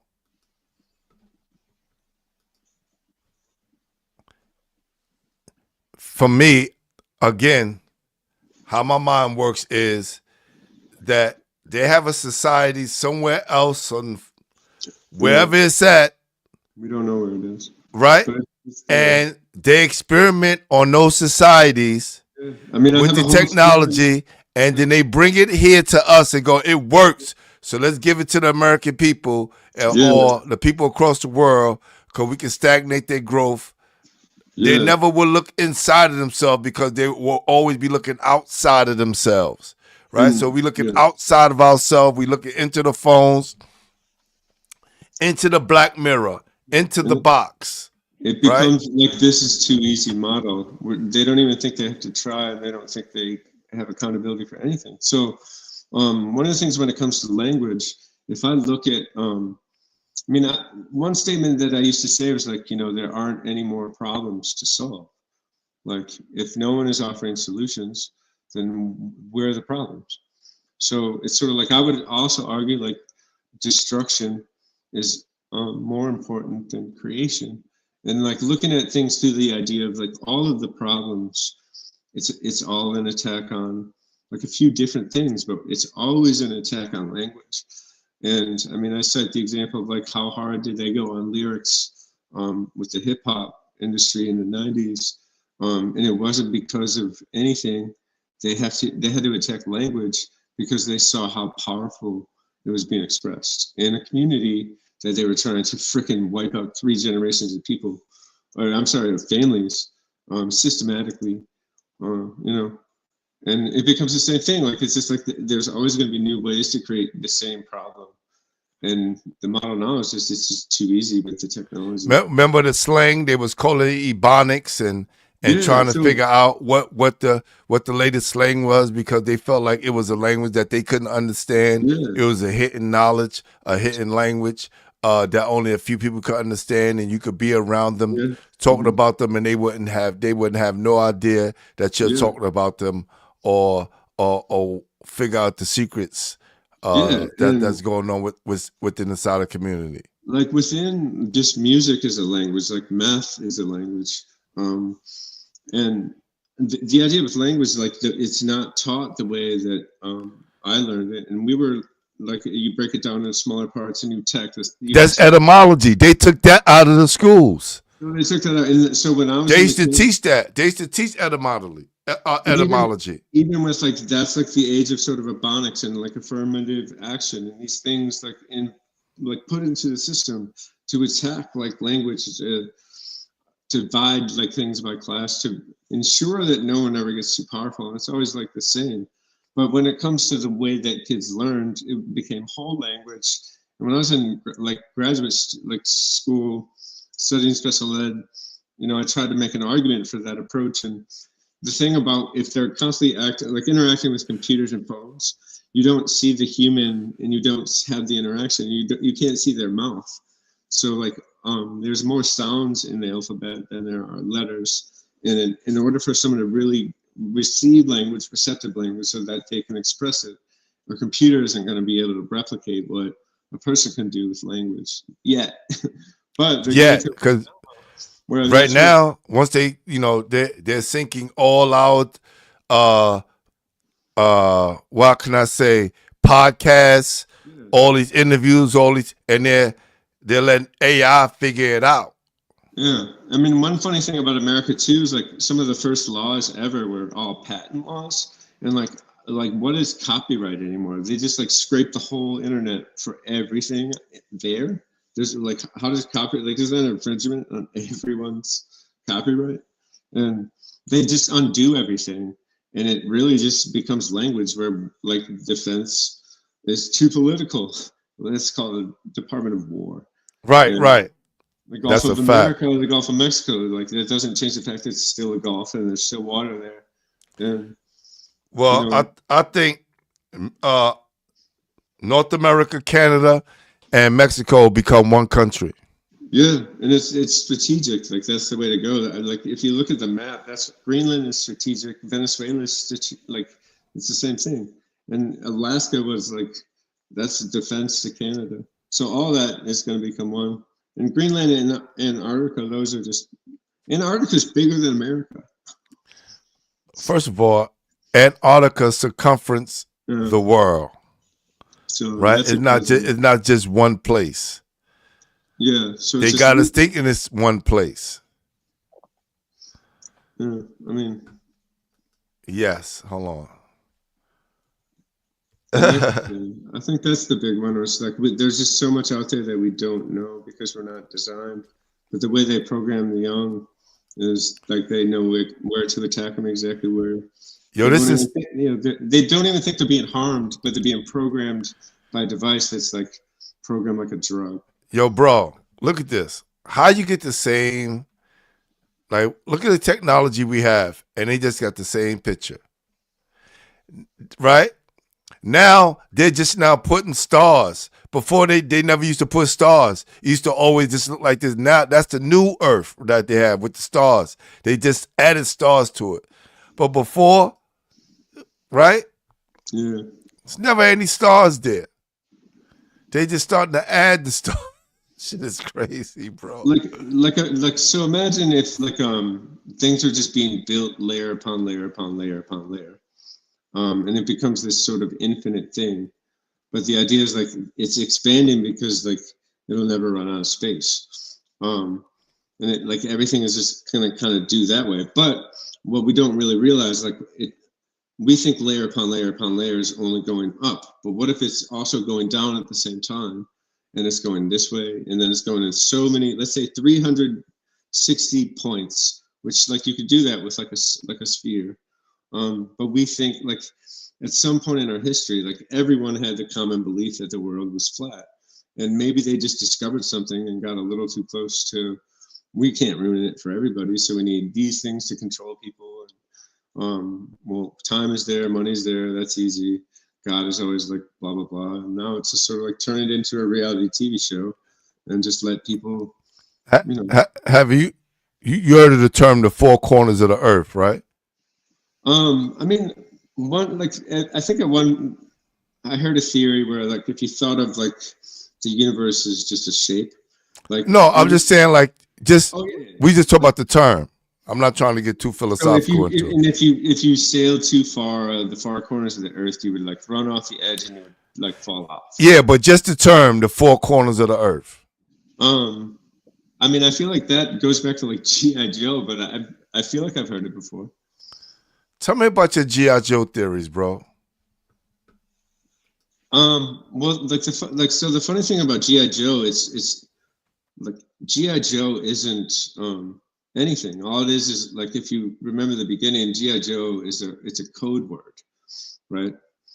So right there, it kind of tells you like if I give it context, like it was written by this couple who were like Harvard educated, and there's all kinds of weird history in there. They had like a fascination with the supernatural, but it felt like at a certain point, G.I. Joe, you could watch all the episodes on Netflix, like right around like 2010.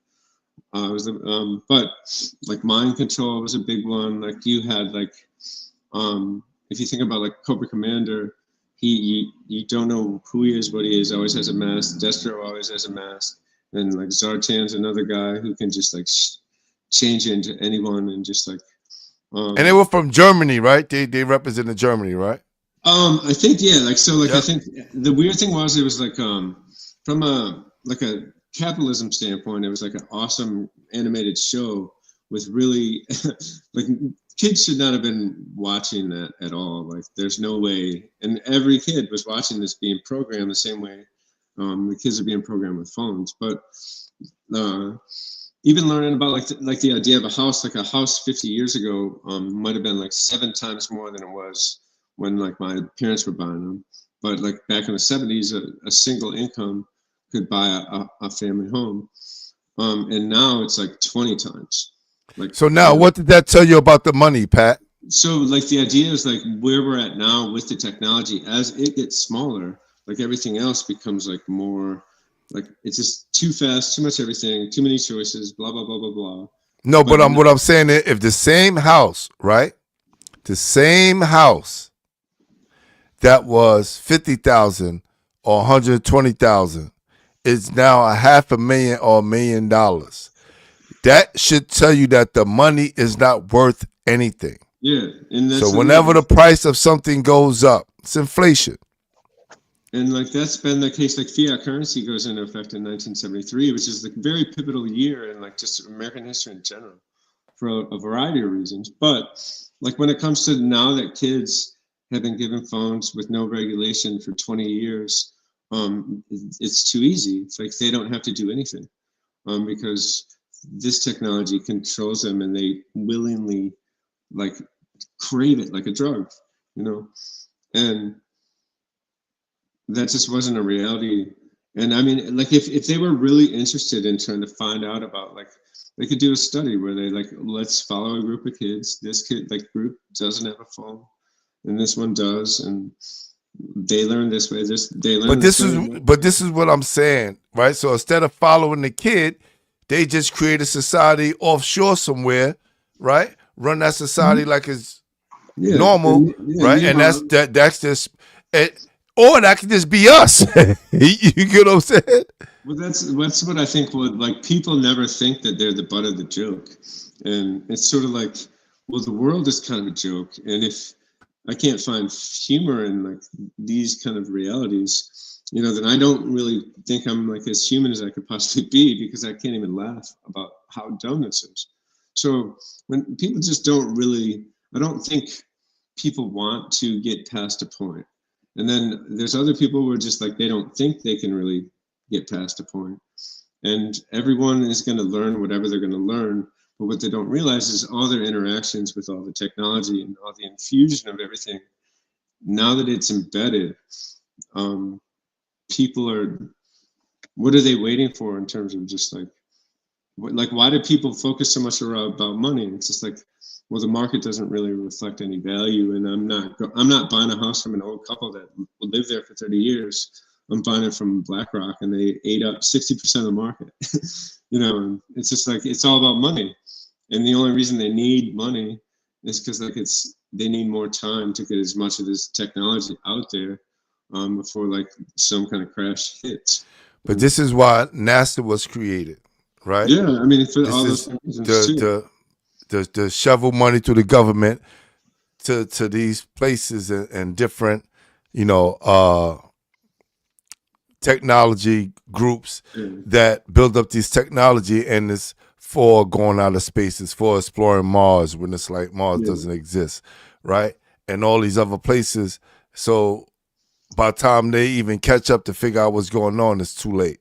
Yeah, and like that's where I think that word race comes back into play. It's not really about anything but separating and creating so much distance that there are different realities, and you're not on the level of the reality that my money allows me to afford.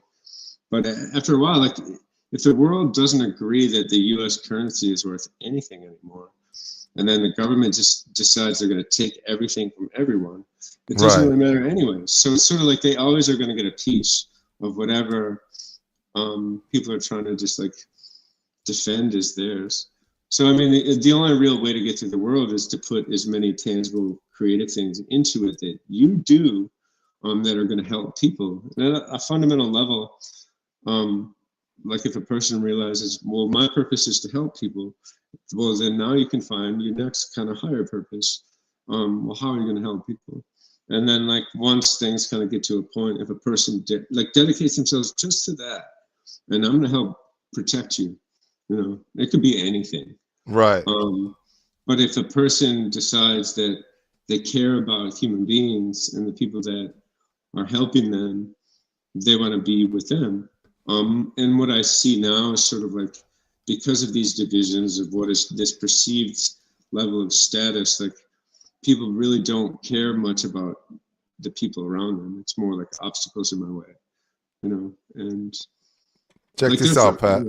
There's a lot of things within it, but yeah. Yes, check this out. Why don't we just start there? Dr. Verma, I wasn't sure I understood your answer to Senator Moody a moment ago. Do you think that men can get pregnant? I hesitated there because I wasn't sure where the conversation Hold was on. going or what the Since you bring it up, why don't we just start there? Dr. Verma, I wasn't sure I understood your answer to Senator Moody a moment ago. Do you think that men can get pregnant? I hesitated there because I wasn't sure where the conversation was going or what the goal was. I mean, I do take care of patients with different identities. I take care of many women. I take care of people with different identities. And so that's where I paused. I think, yeah, I wasn't sure where you were going with that. Well, the goal is just the truth. So can men get pregnant? Again, the reason I paused there is I'm not really sure what the goal of the question The goal is is. just to establish a biological reality. You just said a moment ago that science and evidence should control, not politics. So let's just test that proposition. Can men get pregnant? I take care of people with many identities, but Can men get pregnant? Why doesn't she just answer the question? pregnant, I do take care of It's people. not her job to answer the question, Pat. This is what I'm telling you, right? So we got people that's in power that refuse. Like she's sitting in front of the Senate and like, I don't really know what your point is. I don't really understand. And she can sit there all day. Yeah.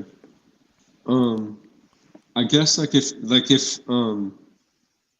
I were to change one thing about all these interactions, and that guy, I don't care for that guy much. And I've seen him in a lot of different settings. Yeah, I'm not saying I'm a fan of this guy, but he was just trying to answer the question. So, I guess, if they could really agree to answer the question, not dodge it, if that became, a thing again, where, you don't even have to answer questions in our society, but if we live by this rule, you have to answer the question just to save time. It's a ridiculous question. There's no point to ask that. The fact that he's asking that question, there's no purpose behind that. What is driving? Do you think that? And they're only asking that question because they know they're not going to answer it. So if there's no rules of answering questions, and the new norm is to just talk around everything, and then no, that didn't happen. It's that. There's no rules anymore. So that falls by the wayside, but it doesn't fall overnight. It's over 50 years, So those questions are just, there's no point in those questions. So I would say yes or no and move on, because there's no purpose in trying to answer ridiculous questions.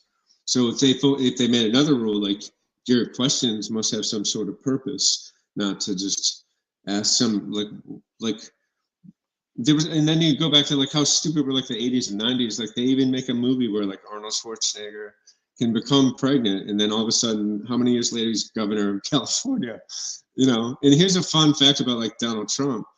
One of the thing I know about him is his rise or appearance with The Apprentice, and that runs for 17 seasons. He is off the show by 2015, but then they do a celebrity spot where Arnold Schwarzenegger is I guess he takes Donald Trump's spot. So the whole model is the last 25 years this is going to be a reality TV show. So seeing it through the lens that it's always attacking language, and seeing it as this is something people are tuning into. And the stupid thing is you don't have to tune into any of it at all, but go outside enough times. Listen, people tuned into what was that actor name and his girlfriend? Not Matt Damon. What's my guy name that played in the Pirate?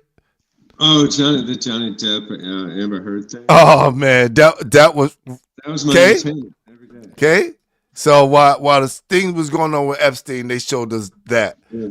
Now check this out. I don't know if you saw this or not. Check this out. Fiction here. This is New York City, not your playground. Lieutenant, we're just doing Your job ends at the city line. We run things down here. Good. You're under arrest for unlawful detainment and impersonation of a police officer. You don't have any at me now. What? You got nothing to say? You think you can snatch people up down here? Huh? Not in my city. You just cowards hiding behind masks. Yo, they really cuffing ICE. This thing here is behind your back. We got no jurisdiction here. Zip tie him. So that's, to me, that's AI, right? Yeah. And what they try to do is get people's emotions involved and saying they're down in the train station, they're perpetrating police officers, right? And now it gets us to turn against police and saying that the police officers are ICE, and now you get one big messy revolution of people fighting for no reason, and they have no idea what they're fighting for. Yeah, and I mean, like, what's the only incentive, like, to work for that? It's like it's the #1 funded like law enforcement agency in America now. Like more than any other one, like that gets the most money. So that means they can give out the most money. And even like I think 50% of applicants like fall short of the qualifications. And I mean, I just foresee just like this a bunch of like high school football player, wrestler, bouncer dudes. And then just like some dudes that just don't really care about anything but money. So it's just like, oh, that sounds good. You know, and it's just like I'll see people like in the grocery store or on the subway, like, and I'll notice things, and like it becomes a society where it's like everyone's looking at everybody skeptical, because they're not really sure, like, who are you here for? Like, you know, is he after me? Blah blah blah. And yeah, if they start offering money to inform on, you know, immigrants, like, or when they were doing all the stuff with like abortions, you know, inform on doctors that they perform these. It just becomes a money-driven sort of society. Yeah. And like the biggest thing wrong with America is it's capitalism. Like, what did you expect? Like, and that's not even real. None of it is real, and everything is justifiable. There's still people defending these type of actions, but like it wasn't too long. If we go back to the 70s, which I'm like kind of fascinated by that decade, where I think Bobby Seale in Chicago, like, I don't want a lawyer, and the judge literally just bound and gagged him, so he won't talk. And this is 1970s, and he still was yelling through the, like, whatever. Then I'm just reading these things and like documented stuff, and you know, even like going out of my way to like, holy shit, like $20 for a Life magazine. And this is profiling like after Martin Luther King got assassinated. And what I didn't realize about that is like Robert F. Kennedy Sr. gets assassinated like 2 months later. Yeah. You know? And like, fucking, okay, all that hope, that would have been like, you know, just Obama getting killed at the end of 2015. You know, it's just, but like even that, it's like because everything is under this magnified lens. Yeah, but he played along with the game, so that wasn't going to happen. But what makes things like where I scale things up is just like if the price of a house was like 3 times and then 7 times, now 20 times. If you scale up the technology, it's sort of like because there's so much scrutiny, the media really is like the all kind of like the worst thing in the mix, because it's sort of like the ultimate merchant of no value that just messes up everything. And because of all the choices now, people can just decide whatever reality they're going to believe. And throw AI in that and just a bunch of dummies like using stupid technology, like all it becomes is it becomes saturated. And, you know, if it were like when it becomes systematic, it's just liquidated. So like floods, like financial liquidation, like even like the Wizard of Oz coming back, and like even Nosferatu coming back, like all that stuff repeated, and even like you know, it's just so crazy like how it repeats exactly in a cycle. So they got my son. They got not my son. They got my music out there, Pat. It's a song I made, and all of a sudden it's online everywhere. Check it out. Yeah, which Nigga hit him in his head. This is you? Keep that chop on my hip. Oh, this is. I'ma hit it from the.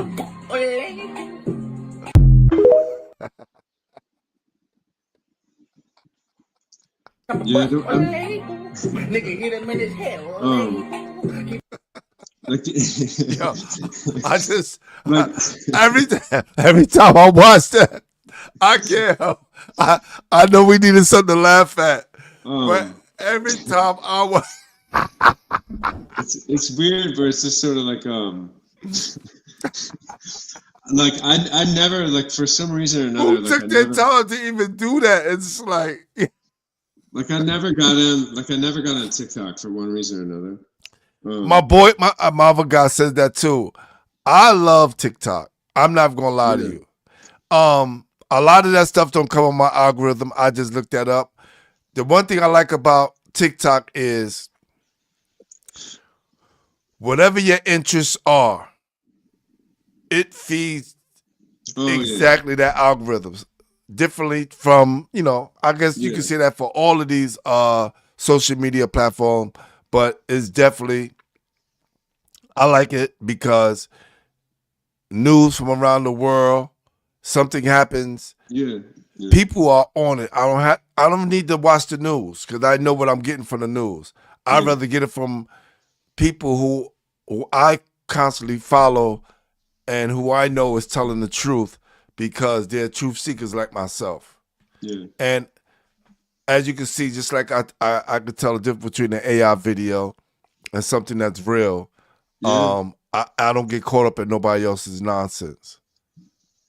And You I don't know, I use like a little bit of teacher choice money to just get a subscription. And the way it's kind of set up, it's like tokens.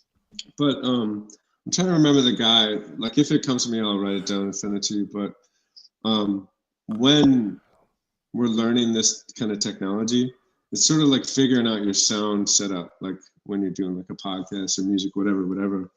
Like it's like, but the more that I've interacted with it, it really is a scary sort of technology because the way this particular program is set up, I can't remember what it is, but you can pick between, let's say, like 20 different programs, and you get like 11,000 tokens. And for certain programs, if they're a little more like evolved and advanced, which you can see because it'll be like a series of like 2.0, 2.1, and then there might be 4 of them, and then there's like another kind. But it's just everything is an experiment, and it never turns out how you thought it was going to turn out. And because like that's the technology, it is now down in the hands of just simple, common peasant people. The government's technology is able to simulate like entire things to get people to believe it. And this is why I decided to do Basketball Heads and High School Basketball Weekly, right? Yeah. Because again, once I saw when they started to elect Biden, and then I started seeing people, push for Biden to be president, I said, I'm not talking about any of the stuff online. So since now I have my platform and I have a decent following, I dedicate once a year to topics like this, to just free talk and just, talk about things that's going on in the world once a year, because we've been doing it for a couple of years now, just to talk freely without talking about basketball, which we'll be talking about tomorrow because we'll have the High School Basketball Weekly podcast back on again tomorrow. But listen, I always enjoy talking to you, brother. Yeah, because you always give a different perspective. You give people things to think about, and again, you've been a guy who I've always been inspired by because you're constantly learning and you're open-minded, and the fact that you have found your voice in playing your guitar and creating music at a time where I did the same thing. And I think I was around the same age when I recorded my last set of songs just to see if I still had it. Still, that fire that was still burning inside me to make some new music. And I did that. People loved it. And I was good with it. Yeah, and I mean, one thing that I love is sort of like, no matter if I write something down or if I speak it out loud or I text it on the phone, like it never really changes sort of the words, I guess. And all of those things are expressions of language. And when we kind of lose like the natural state of things, and I think just like really for basketball, it's just sort of like, there's so many things that I always loved about the game, just the finesse of it, and growing up with Michael Jordan and kind of just like learning more about Kobe Bryant and those kinds of, like from like the feel of the ball to just like all that natural muscle memory. And there's something about like when I can do something where I don't have to think anymore. And like that could become music, that could be sort of writing. But the less that I really sort of try, and the less I sort of like think or overthink things, and just kind of just be in whatever that state that it's going to be, it's going to lead me to where I'm going anyways. And as long as I'm just doing exactly what I've always done, that's really the only thing I have much control over.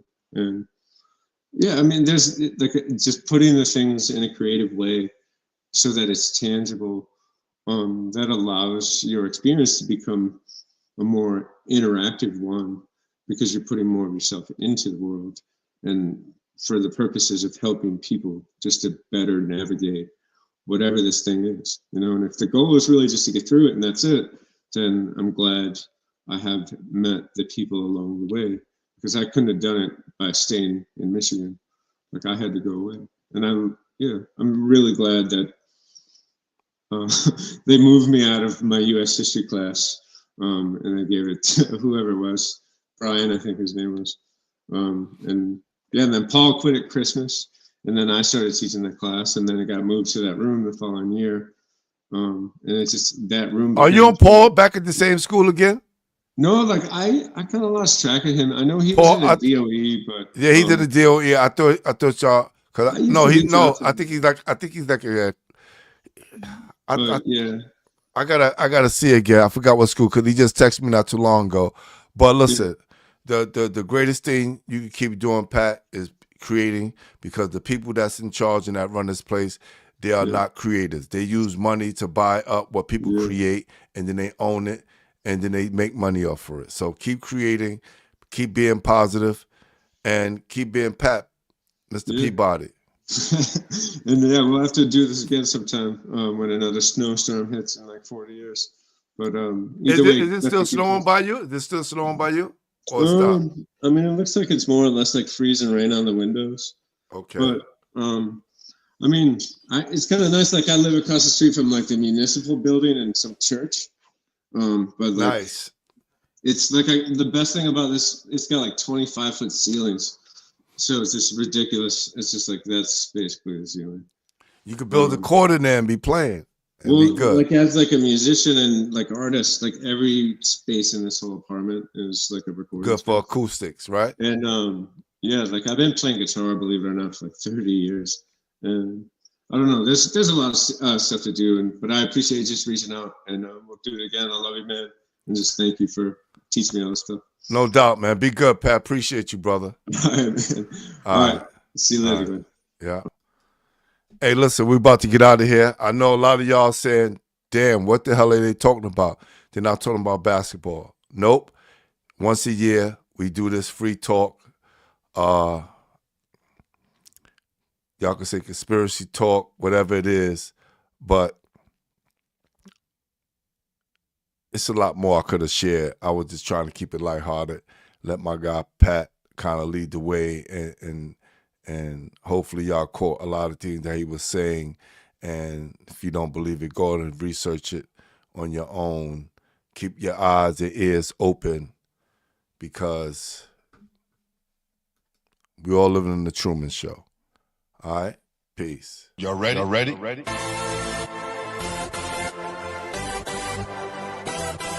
Yes. You have just stepped into the world of chaos, where everybody goes hard. Come on. Go hard. Go hard. Go hard. Or go home. Never back down. You gotta hold your own. Go hard.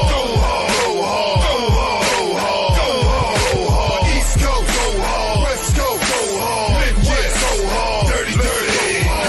Everybody get online, buy your tickets, cause the game about to start.